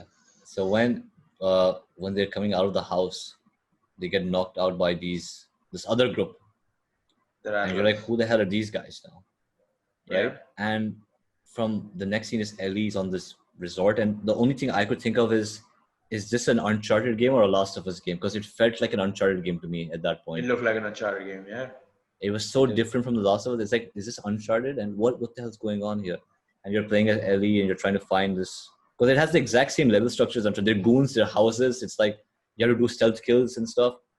And Yeah. then Ellie falls into that trap, and she gets like she swings from the branch, and the branch impales her, and she's Yeah. kind of hallucinating, and she thinks it's like Abby and Lev. She's like, Abby, and then it's But that. it's Guy Fieri with long hair, so Yeah, that guy. So, and Yeah. Ellie's such a badass because she starts laughing at that guy, Yeah. Yeah. and they don't know that she's immune, Yeah. and then she just uses that to her advantage, and she extracts the information, and then That's so you play badass. as the level, and that's fine. You get the thing, and there's not much to talk about the gameplay now, because it's all about just getting to the prison cell at the moment. You get to the prison cell, and you're like, okay, where's Abby? Like, Abby got infected. That's what he says, right? The guy, Abby got infected, and she's Yeah. yeah. He says Abby got infected. I'm like, what? Abby got infected? And then she's at the beach place, whatever it is, and you go there, and again the lighting it's like straight out of a horror movie, because it's all like luminous, and it's blue, and it's dark, and the sand is gray, and everyone's like like they're tied to like those, whatever they call, the pillars. And then the first thing I did is I looked for a woman with a ponytail, because I was looking for Abby, and I was looking at the arm sizes, like, okay, because I'm looking for Abby. I'm like, okay, that's not because there was no prompt for X, right? And there's one body, there's a prompt for X, and it's this skinny lady with short hair. And then when she lifts her face up, like, that's Abby. And then Ellie takes the switchblade off, and it's like, it's time to tango now. Like, oh no, she's gonna stab Abby. Yeah. And then she Wow. releases her, and she falls. And the first thing she does, which again is kind of like, you don't know how to feel about that. The first thing she does is where's Lev, and you see Lev, who looks like shit too, and she takes Lev into her arms. She's carrying him, and she's like, there are two boats there, and as both Ellie and you are in the same state of mind right now, like what's happening next? Like, are we walking out together, or am I, why am I here?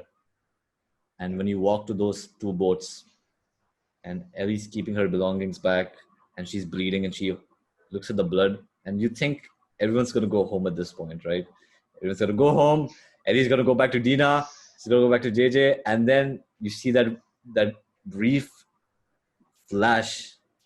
That's what it was. This flash of Joel's bruised face,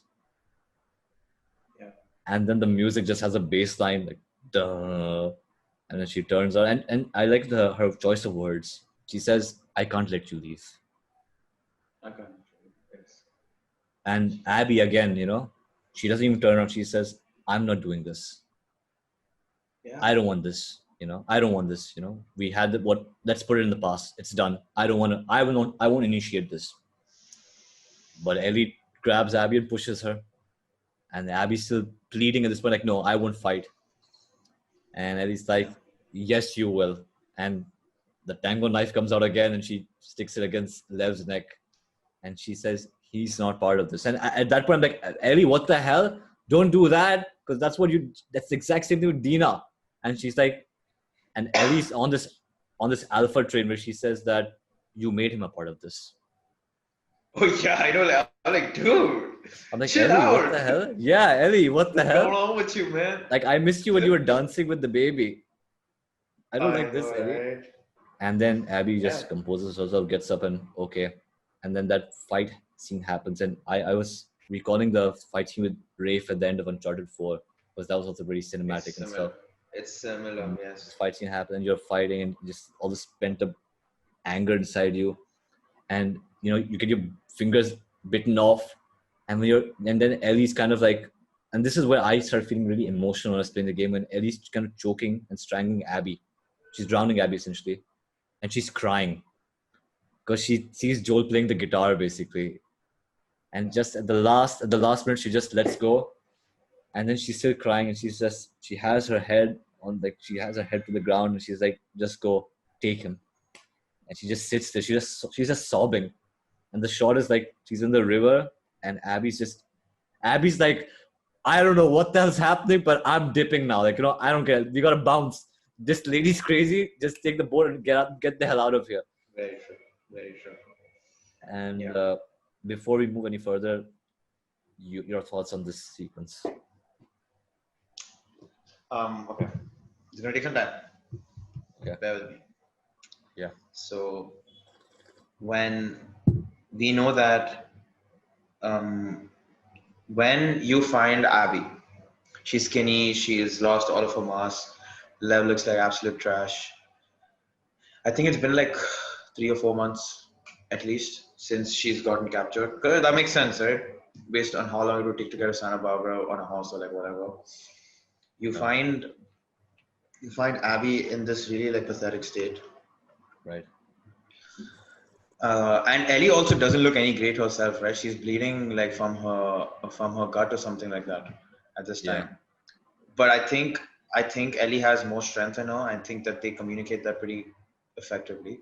When you find Abby, you cut her ropes and she falls down, and then Abby gets hold of Lev, and she's carrying him, and it's like the same sort of imagery that you see with Joel at the end of The Last of Us 1, right? And then the confrontation's kind of then when the confrontation does happen, she puts him down. He's about to start the boat, and then Ellie's like, "No, I can't let you go. Like, I can't let you leave." Now, I'm gonna go back to the first confrontation. Okay, when that happens, Abby is clearly the stronger person in the two. If they both have the same sort of weapons and stuff, it's very, very likely that Abby's going to win, simply because of her physical prowess and strength. Yet, oddly enough, they make you play as Abby, right? And at that point, while I was angry, I was willing to believe that there was a very intentional reason for doing something that stupid, because it was a stupid fucking choice. But we are so used to fighting in games. When we fight a boss fight, it's always going to be like this one tiny character against a giant of some kind. It's always like that. It's always David versus Goliath. You're always David. Yeah. But in this fight, you're Goliath. Okay? You're Goliath. At this point, Ellie had no intention of fighting Abby in the first confrontation, right? She was willing to go home. She was fighting because Abby forced her, right? Until now, Abby had no intention of fighting, but now she's like, okay, you killed my friends, I have to kill you now. So Abby's fighting her in the theater, and it's an uncomfortable fight, but I think that's intentional. The game wants you to not want to fight in both sequences because you're the aggressor here. You're not defending yourself. You are the aggressor. You're not supposed to enjoy this violence. And that's why you're playing as Abby in the first one. And in the second one, when we are already done with this fucking game, we are like, please just stop killing each other. Just stop this motherfucking violence. You're not playing as the aggressor again. You're not playing as Abby defending yourself. You're playing as Ellie. Because we know she's going to win this fight.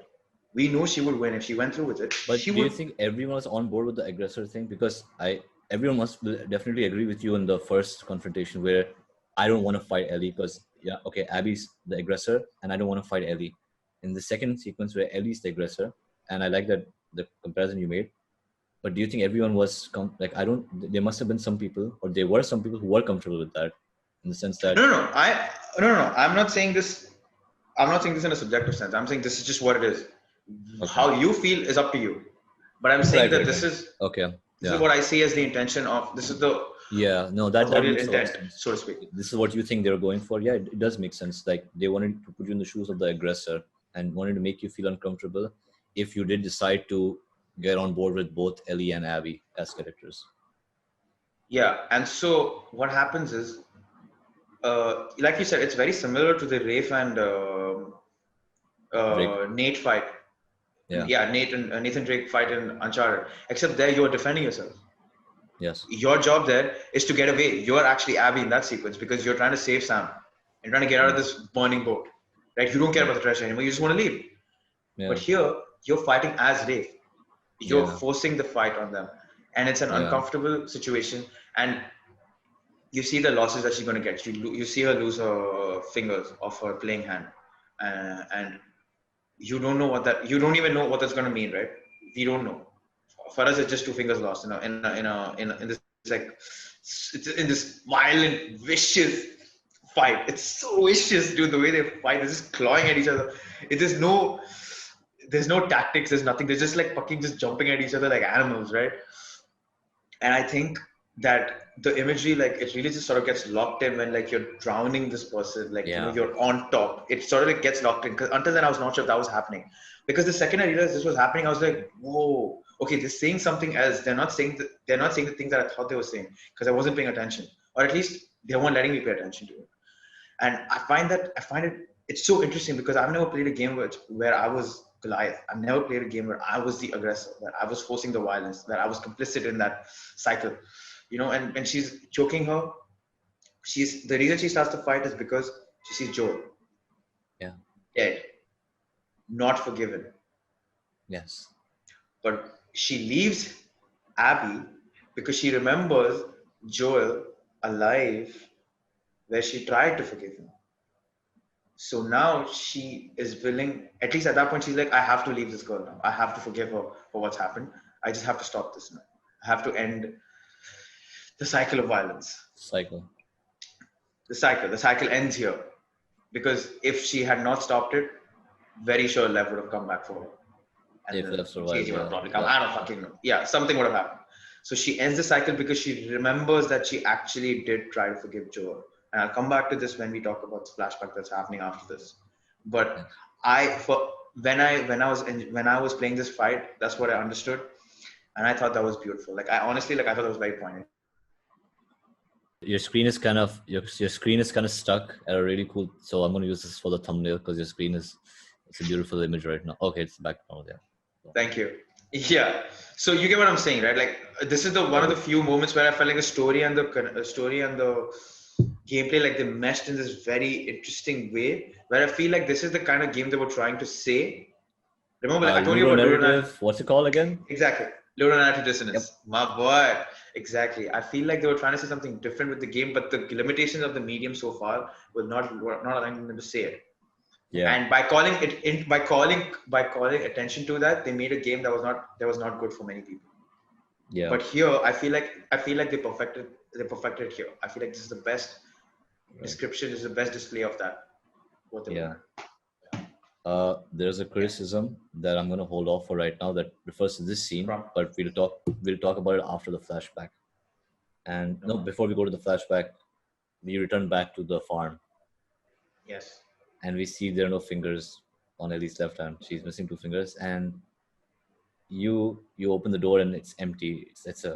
No one lived here as of, right? Everything's, and only Ellie's belongings are the things that are in the house, and everything else is gone.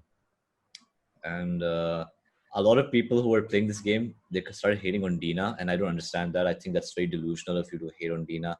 Dina gave you a chance, you blew it. Deal with the consequences again, right? Actions have consequences. And Dina did love Ellie, and so like it's not like people say, oh, she didn't really love her, that's why she left or some bullshit. But and then you see Ellie tries to play the guitar, but she can't play the guitar. And then you have the last flashback where it opens with old man Joel just playing the guitar on the porch. And you know what the name of the song of the guitar is? It's called the song he's playing. It's a song he's playing. Right. It's called Helplessly Hoping. Helplessly Hoping. Oh, really? Yeah. I don't know that. That's the song. Wow. So that's beautiful. He's playing Helplessly Hoping, and then Ellie walks in, and then when, even after the way she spoke to him, because at this point you thought the last thing she said was, "I don't need your help," and then he died. So when you see Ellie actually make an effort to come talk to him, there's a part of you that kind of like brightens up, like, oh, Ellie, you actually showed up. And he feels like, even Joel, like after someone talked to you with such disrespect, he just like, gets up and he's like, oh, hi, how's everything going? Like, is everything okay? And then she starts off with, "You need to stop harassing Jesse about my patrols." And he's like, "Okay." You just see him, he's just nodding his head, "Okay, okay, fine." Yeah. And then he just asks her, "Dina, is she your girlfriend?" Because this is the first time they're actually having a conversation about Ellie's sexuality. And she's like, "No, it was just something stupid." And Joel, typical dad mode, like, I don't know what that girl's intentions are, but she'd be lucky to have you. Lucky to have you. Yeah. And then she gets even more emotional at that. She says, "You're such an asshole." And then he's trying to be calm, I'm not trying to. And then she gets emotional. She says, "I was supposed to die in that hospital. My life would have mattered," because she has so much pain. She's been carrying so much pain with that. My life would have mattered. And we saw Ellie throw in 2 alpha lines so far. Okay, my life would have mattered. But man, you can't top the alpha of the alpha lines in this entire game. When Joel looks down and he says, if somehow the Lord gave if somehow the Lord gave me a second chance, if somehow the Lord gave me a second chance, I would do it all over again. The Troy Baker's delivery of that line, though, man. Yeah, it's amazing. He's just Magnificent. He's like, you can see his fists, right? He's leaning on the porch and he's like, "If somehow the Lord gave me a second chance," and he looks down and just, "I would do it all over again." And just turns to her, stares at her. Yeah. Like, in the sense, like, Fuck. I have so much conviction in what I did. Yeah. I don't So like. much I still believe. I'll still stick to my guns, and I still think I did the right thing because I wanted to give you a chance at some life. Yeah. And she says, "I don't think I could ever forgive you for that, but I'd like to try." And then when Joel cries, everyone cries. Okay, when Joel cries, everyone cries. Yeah. Yeah. Like, it's like, Absolutely. I'll see you around." And he's like, "Okay." Last interaction between them, and this memory is all the more sad when you think about some of the dialogues that Dina and Ellie have in the beginning of the mission, where there's like, "I'm What are you gonna do? Watch a movie. Yeah. movie," Yeah. and And she's like, are you guys actually okay?" And he's like, "We talked it out," or something like that. That's what she says, right? yeah, we talked it out. Wow. I didn't even realize that's what that was. That's the context of the. That was a I didn't conversation. realize it Yeah, at that moment. Yeah. yeah, and It was quite well done. there's a criticism to this scene where people are like, "Oh, I just wanted Joel to at least tell Ellie in one scene where I love you, or Ellie to say I love you too." But that's so cheesy and on the nose. Like, it's right there. Like, how? What do you think that means? If Lord gave me a second chance, I would do it all over again. That is like, would you rather have someone say that to you, or would you rather have someone say I love you to you? You tell me that. Dude, I told you. I think I made it perfectly clear that whether the story is trash or not, the dialogues are not. I love the dialogue in this game Yeah. because it's delivered to perfection. I think it's written also quite well. So I have no issue with the dialogue. I think it would not work at all. Someone said that Ellie should call her dad. No. No. Second, I'll tell you there's another one where originally in the script, Troy Baker had to say Sarah when he saw Ellie before his head was smashed into a pub. And he said, "I'm not going to say that. I'm not going to say that because that does not belong in the world of The Last of Us. That does not make sense. I'm going down like an alpha. I'm not going to be hallucinating there. I'm going to fucking die like a champion." So he didn't even say Sarah. Do you think that a word like I love you would work here? It would not work here. And everyone knows that. How pissed would have Ellie been if that happened, huh? I don't think she would have cared. I don't think she would have cared, honestly. But yeah. Yeah. Joel, that guy called me Sarah. I want to take revenge for him. Yeah.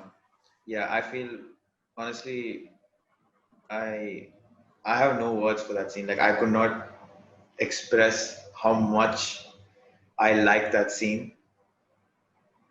Everything about it is perfection, and I don't think anyone else could have delivered that.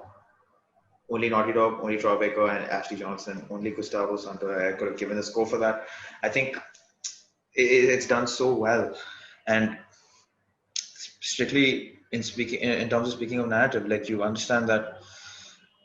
Um, at least personally for me, I think the whole reason of the journey is not Joel's death as much as the fact that she actually hadn't forgiven him for it, and this was a reaction out of that. Not that Joel had just died, because I don't think she would have gone to the lengths that she would have. I think she would have had the brains to think like, oh yeah, look at this dude. I brutalized this girl called Nora that I don't even know, and so many other things that happened after that. I don't think she would have gone a second time if she hadn't realized that she had actually started to forgive Joel. And Yeah. that's why you see all the flashbacks of Joel and how like she starts to get mad at him and like get upset with him about what he did to her. And What? Yeah. yeah, Well, no, go ahead. I'm saying while you're talking about this theme of forgiveness, which is what essentially the game was about, uh, I want you to address this criticism because I think you would be way better at articulating something that would make sense or convincing people. But people boil this game down. At least the fight with Abby, they're like, why did they say at the end that revenge is bad? You know, that's what the Yeah, thing is like. right. They're like this thing Yes. was the moral of the story is that revenge is bad. But and you're like, why did Ellie at the last minute think of sparing Abby's life? And they started talking about this idea that had Ellie just stayed back with Dina, Abby would have died anyway. If you think about it, Yeah. so it's like, I why did still don't know. yeah, I'm actually confused. Is she actually infected or is this like the prisoners don't know what I actually don't know happened? either, because if she was, that's what I thought they were going with. Like, she's infected, so she's dead anyway. Like, why are we here? Like, what? Because a lot Yeah, of people are saying that it is a third game that Abby or Lev might get involved in some capacity. So that's why I'm we'll talk asking you. about the I don't know future this. also. Yeah, we'll talk about Yeah. that. But Okay, never um, mind. Yeah. the revenge thing, like, Okay. how do you address Tell me that something. criticism? Before I address that, what did you want to kill Abby in the end of the game? What did you No, feel? no, You I were didn't. fine with the way it ended? I was that sequence where she lets go of Abby, right? I was glad, and I didn't want Ellie to kill Abby because Abby spared Ellie twice, Yeah. and Mercy, she showed Ellie mercy when she didn't have to show Ellie mercy, and not she Yeah. didn't have to show Yeah. Ellie mercy when she killed Joel. She could have just taken Ellie out and Tommy out, and even the second time when she's fighting Ellie, she didn't have to show Ellie mercy through Dina. She could have killed Yeah. Dina, and she was Yeah. going to. She spared. And yeah, so when Ellie's crying, and even though I was like, because Ellie leaves Dina, right? So then you are like, Ellie's fixated on this path of killing Abby. Now Abby's gonna die.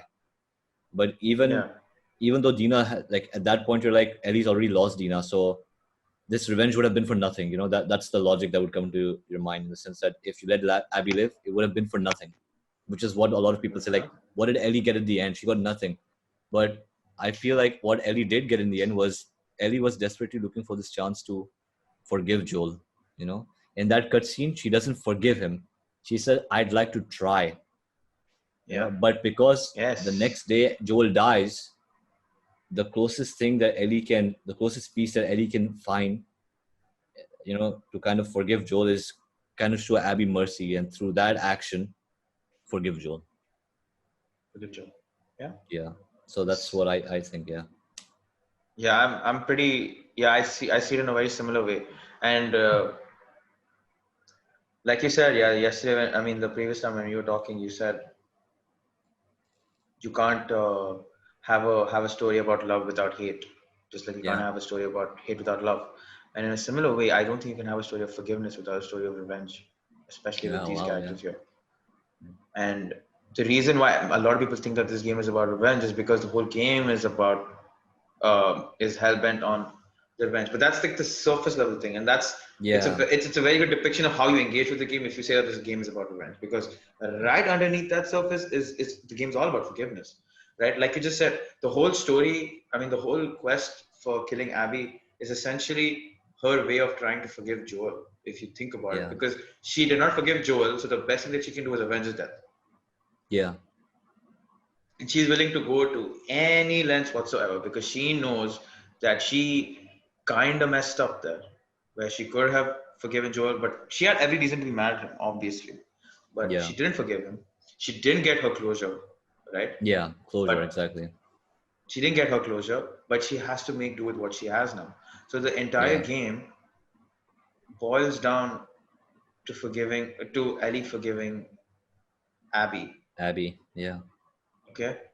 But I would say it's a little more than that as well. I think the whole game is also forgiving. is not just about Ellie forgiving Abby. I think it's about you forgiving Abby, not empathizing with her, not understanding why she does what she does.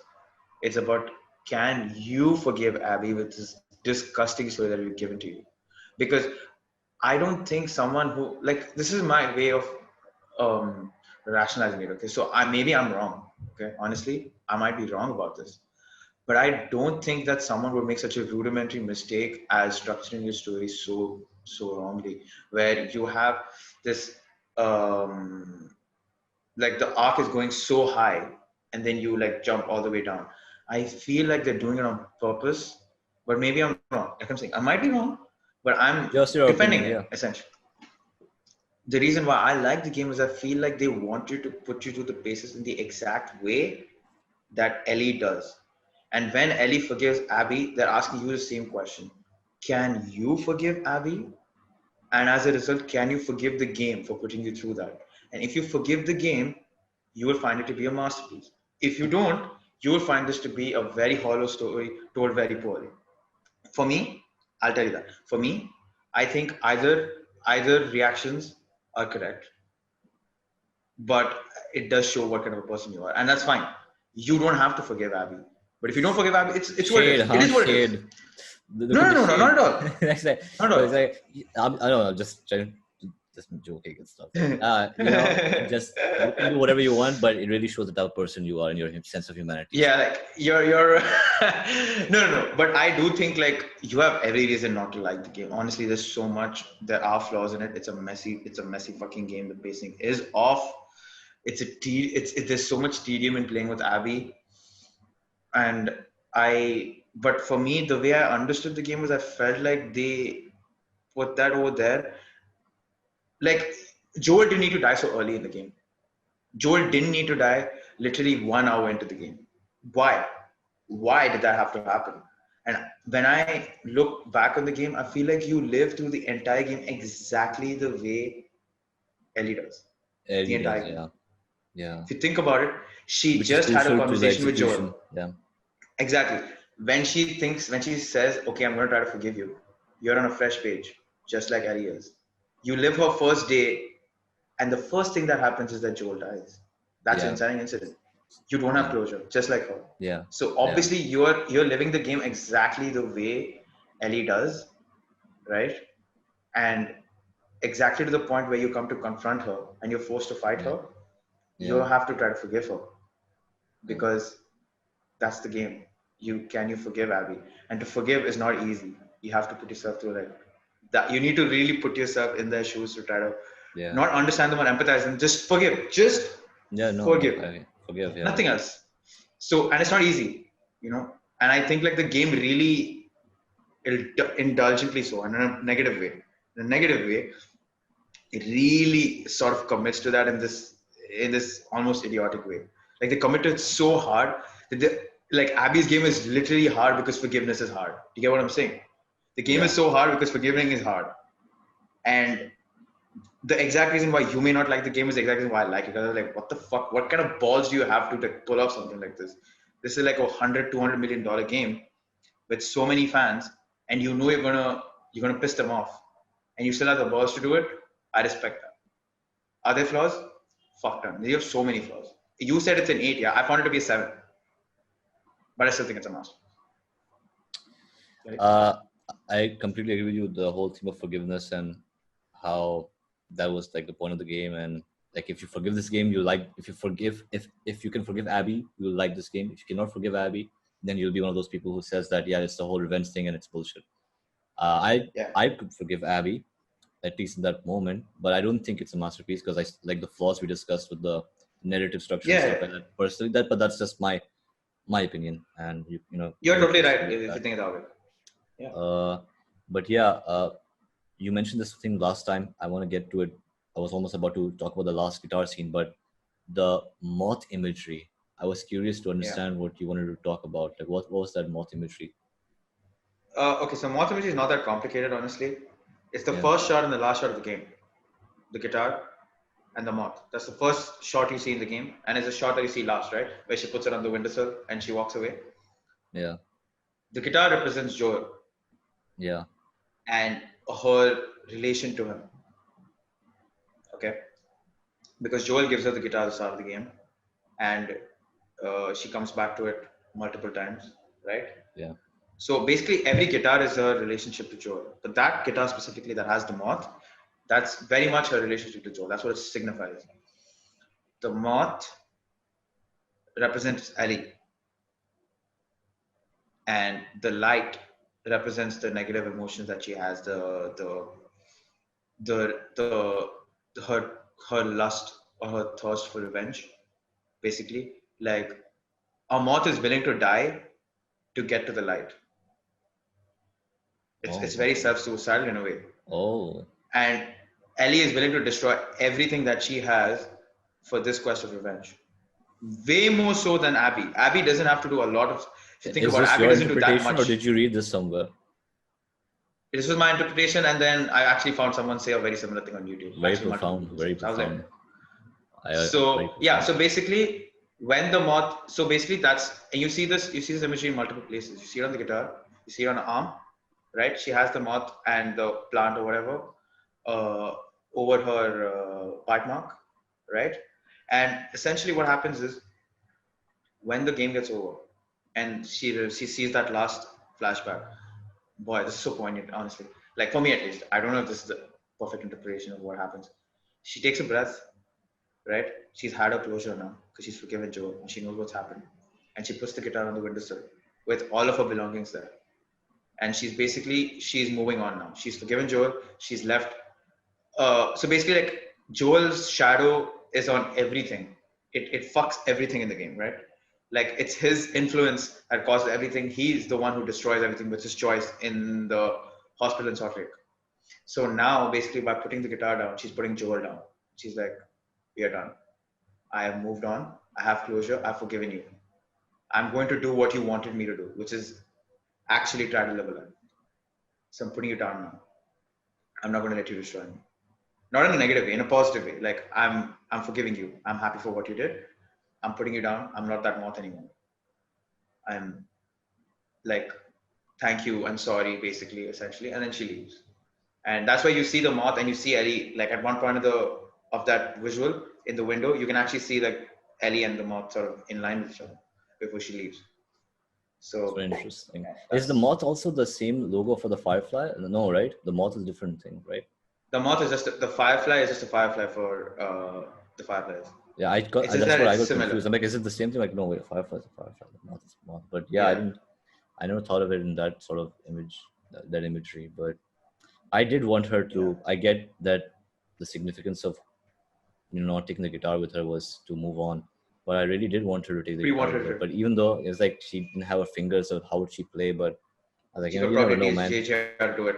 She could probably teach JJ or something else. Yeah, Yeah, TJJ or like some extent. because she can only play, I guess, two chords that way. She'll play E minor and then she'll play E7 or something. Like I was like, okay, you can't play any songs with that, uh, Yeah, but yeah, I feel like that's what when you asked, when we talked about this in the first discussion, like how did you feel when the game ended? I felt weak, and I felt weak yeah, because of I was sad. She leaves the guitar, and I was like, even though I'm on board with the whole forgive Abby that train. I was still yeah, I do agree with the people who said that Ellie lost everything, and yeah. it just makes you even more sad when you think about a conversation in the original Last of Us where when like what's your biggest fear, and she says what, ending up alone. It's ending up alone. Exactly. Ending up Yeah, alone. And it's she very moves difficult on, because but I that was, yeah yeah. And then just the score that shows up at the end with the guitar, it's just yeah. like, oh, that was a journey. So That's my yeah. ringtone. That's what I'm saying. That's my ringtone right now. I love Oh, that that's much. your ringtone right now. Yeah, So exactly. before we think, like, do you think this game should have a sequel? Okay, so uh, the Last of Us one has a mystique to it. Like there's this little bit of mystery there where they refuse to have really loud conversations. There's no shouting of any kind. There's no confrontation because just like if you think about it, the best sequence of the game, the best cutscene in the game is when they have that fight after Ellie rides on the horse and she goes to the house and she's like, everyone who I've ever loved has always died Have or either left me. died or Everybody left me, except for everyone except you. you. You're Everybody not my except daughter, and I Tommy or sure something as like that. hell ain't your dad. Yeah, there was more to say there. But as soon as they're about to start actually discussing what they're going to do, Tell me. people start. No, Tommy says that people have come. And this Yeah. happens in every sequence. Every time there's a proper conversation, a normal conversation to be had, they cut it with gameplay. It gets With interrupted by something. Yeah. it gets interrupted. So there's this mystique to it. There's a mystery to it. That they don't give you all the answers.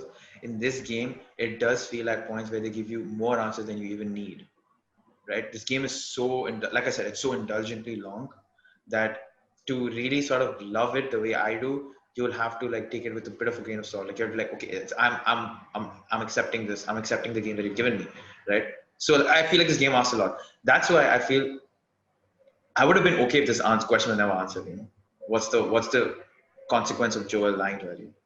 I think Me I too. I think also would have that's been the okay. reason. Yeah. Yeah, I think that's the reason why the ending is so strong in the first game. Yes. And I think that's by design. I do think that's by design. Like the second game has to end on a whimper. It has to end on a whimper because that's the whole story. So that's what people like. I like that it ended on a whimper. I was like, whoa, like this is so cool. This is such a cool story. For me, it was a cool story. I was like, fuck, man, that imagery is so dope and all. But I guess I can understand why no one liked it. But that mystique is something that people tend to gravitate towards much quicker because it's such a cool ending. And the music Yeah. with the strumming of the banjo or whatever, yeah, Okay. and she's just like, Right. okay, oh my god, it's so good. So I think now that they have opened the floodgates, I definitely think there's a third game coming. But I I feel like honestly, Last of Us 2 should not have been made. But the game that I got, I'm very satisfied with it. we're on the same page because like you said, the first game ended. I would have been 100% okay with there being no sequel to Last of Us because it's so brilliant on its own. And there's often this dilemma when you see something of that quality where you really like the characters so much that you want to see more of the characters, but not at the cost of creating something new that kind of takes away from the original, right? Because Yes. you looked at Last of Us when it didn't have a sequel, it was The Last of Us.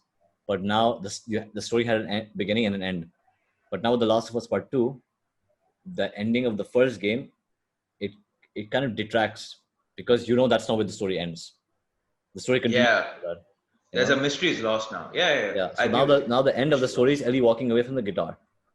So in that context, they didn't have to make Last of Us Part 2, but they did. And like you said, the floodgates are open now. And while when you played the first Last of Us, you said there's no need for a second game. For this game, I think there has to be a third game because there is still one question that has not been answered that I think a lot of people are looking forward to was what does Ellie's immunity mean? Does it even mean anything? Doesn't mean anything. Yeah, very Doesn't mean true. anything. And I Yeah. think that's what even she's going to focus on right now. And that's how she's going to move on because now Dina's not in her life. She's moving on from Joel. The only thing she has is this immunity that is either a blessing or a curse.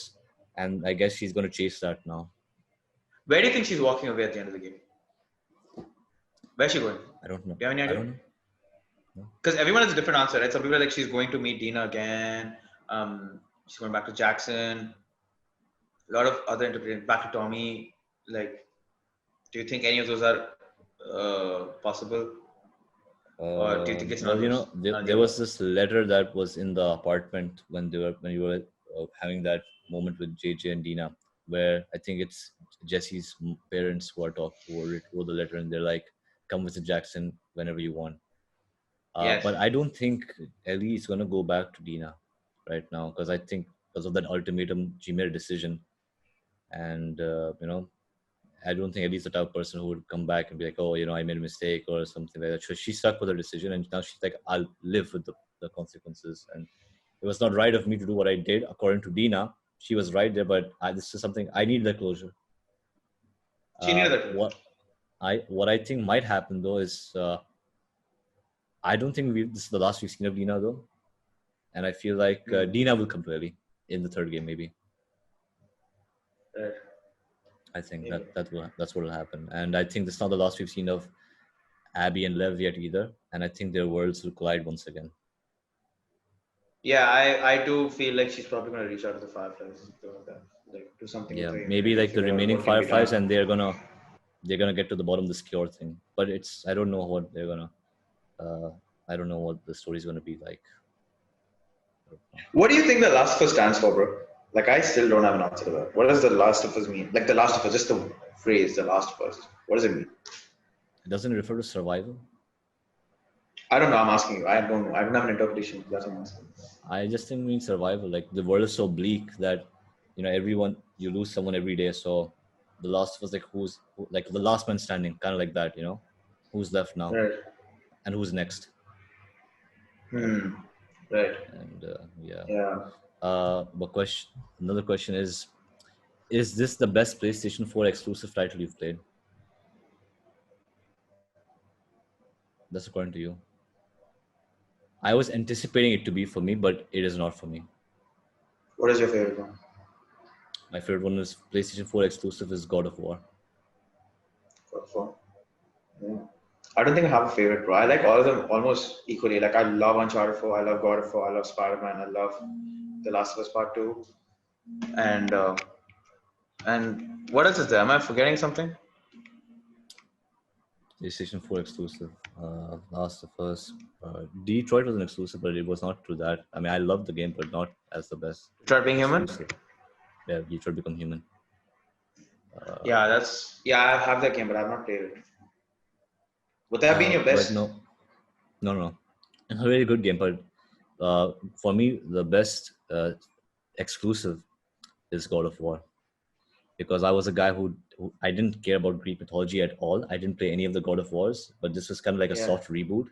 And again, Yeah. the first 10 minutes, same thing on Metal Gear Solid 5. I didn't play any titles. First 10 minutes, they got me hooked. Dude, God of first 10 War's minutes, opening is absolutely the orchestra. Even when they announced it E3, right? Because I was like, oh man, they're going to show God of War. Like, I don't care about the God of War. But when I Kratos saw that comes I out was with in. that beard, Good.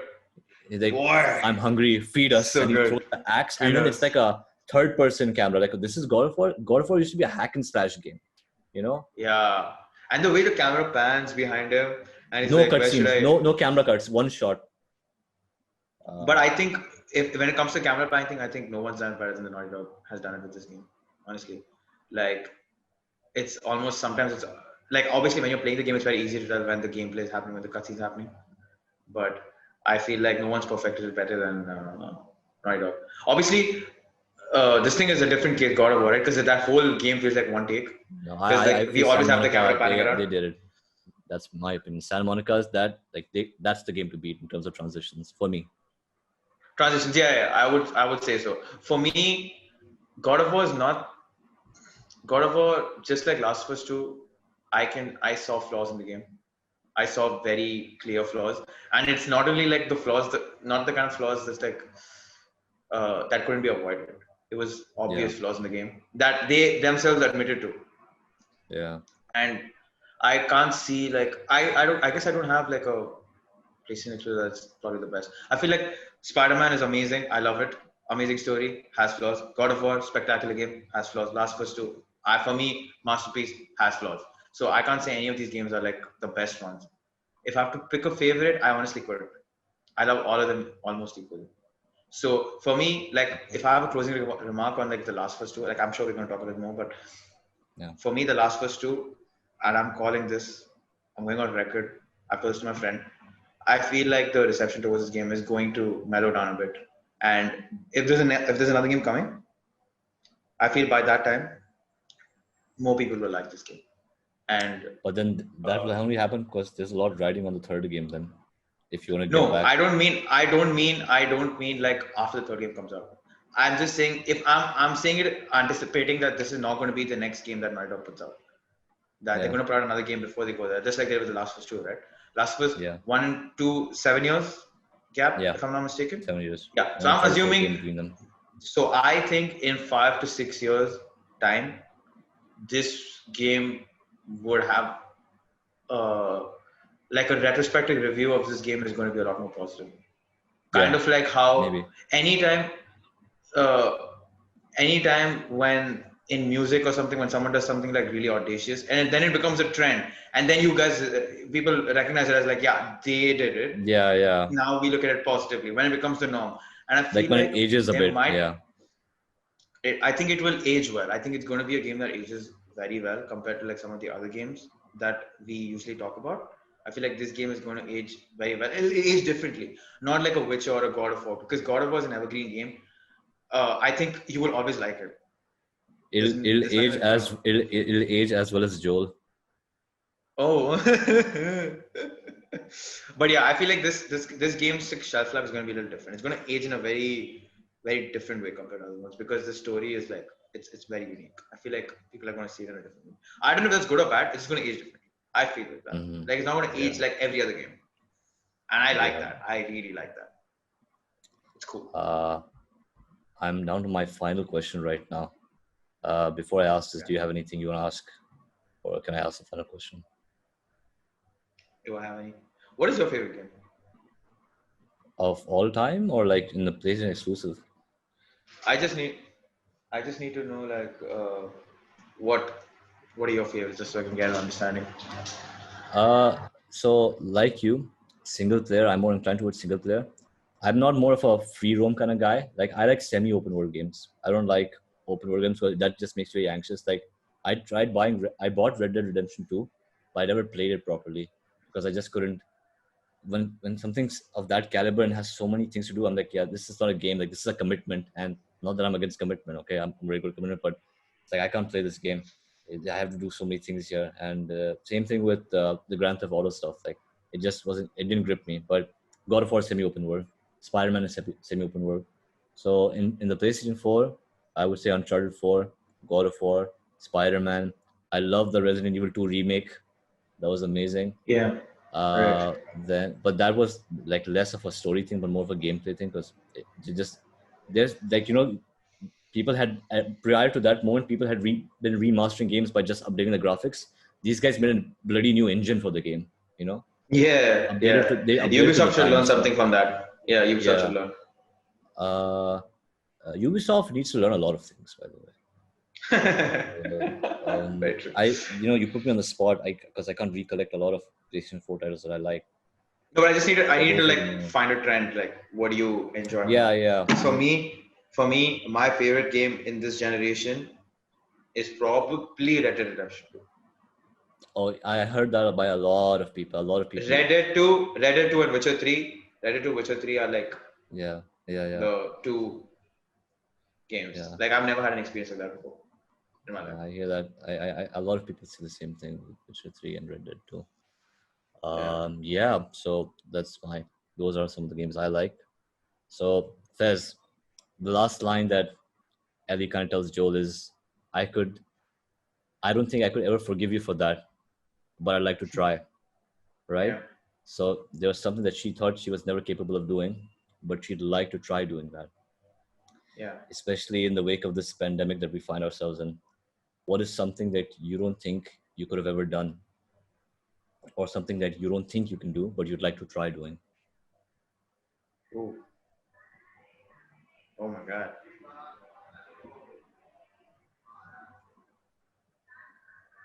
I'd like to. Druckmann, you're not the only profound person. Okay. I don't have a profound answer for this. I mean, I need to think about it. But the first thing that comes to my mind is like, I don't know, stick to a gym routine, I guess. I've never done that. I put on so much Man, weight. I asked you such a deep question. You're like, I don't know, probably join the gym, I guess. Like, that's the thing. Like, yeah, like you were expecting like normal answers in the rest I was of expecting, the I just want to be a better human being and, be nice to my parents and stuff like that. And just, live in the moment every day, understand. I don't know, gym routine because I'm getting fat. No, that's such a selfish answer. It's a selfish answer. I mean, these are questions I'd like to think more about before I could give like a good answer. I don't know. Yeah, sure. I know it is. What about you? Me, yeah, I came up with this good question. I'm proud of it, but I couldn't come up with a satisfying answer on my own. Like, because I feel like there were many things that I thought I could never do, which I did do in the beginning of this year, which I'm really proud of, and I guess that's what kind of tethered my sanity to some degree throughout this pandemic. Like in the sense, I feel like probably to be a little less serious, I guess. That's something I thought. Just things. And just things, don't take things too seriously. And I'm just learning to be that. Yeah. So on that note, brings us to the last of this discussion. Wow. Okay I'm gonna then. do this thing called. This is my Pun-clusion, right? So get Oh that. my god. Yeah, every discussion is gonna have a Pun-clusion, hopefully. Uh, That's nice. I like Thank you it. so much for doing this. I love talking to you. And Same. if you want to plug something in right now, let's do it. Plug something. I mean, I'm not usually that kind of person, but I guess you could check out me and my team doing like interesting stuff on One Bite Elephant. We have a page on Instagram. We have a social initiative where we discuss like major issues, I guess, major themes and issues that uh, affect youth. So things like anxiety, finance, things like that. I'll So yeah, post it in the description below. Okay. And until next time, we're gonna sign off right now.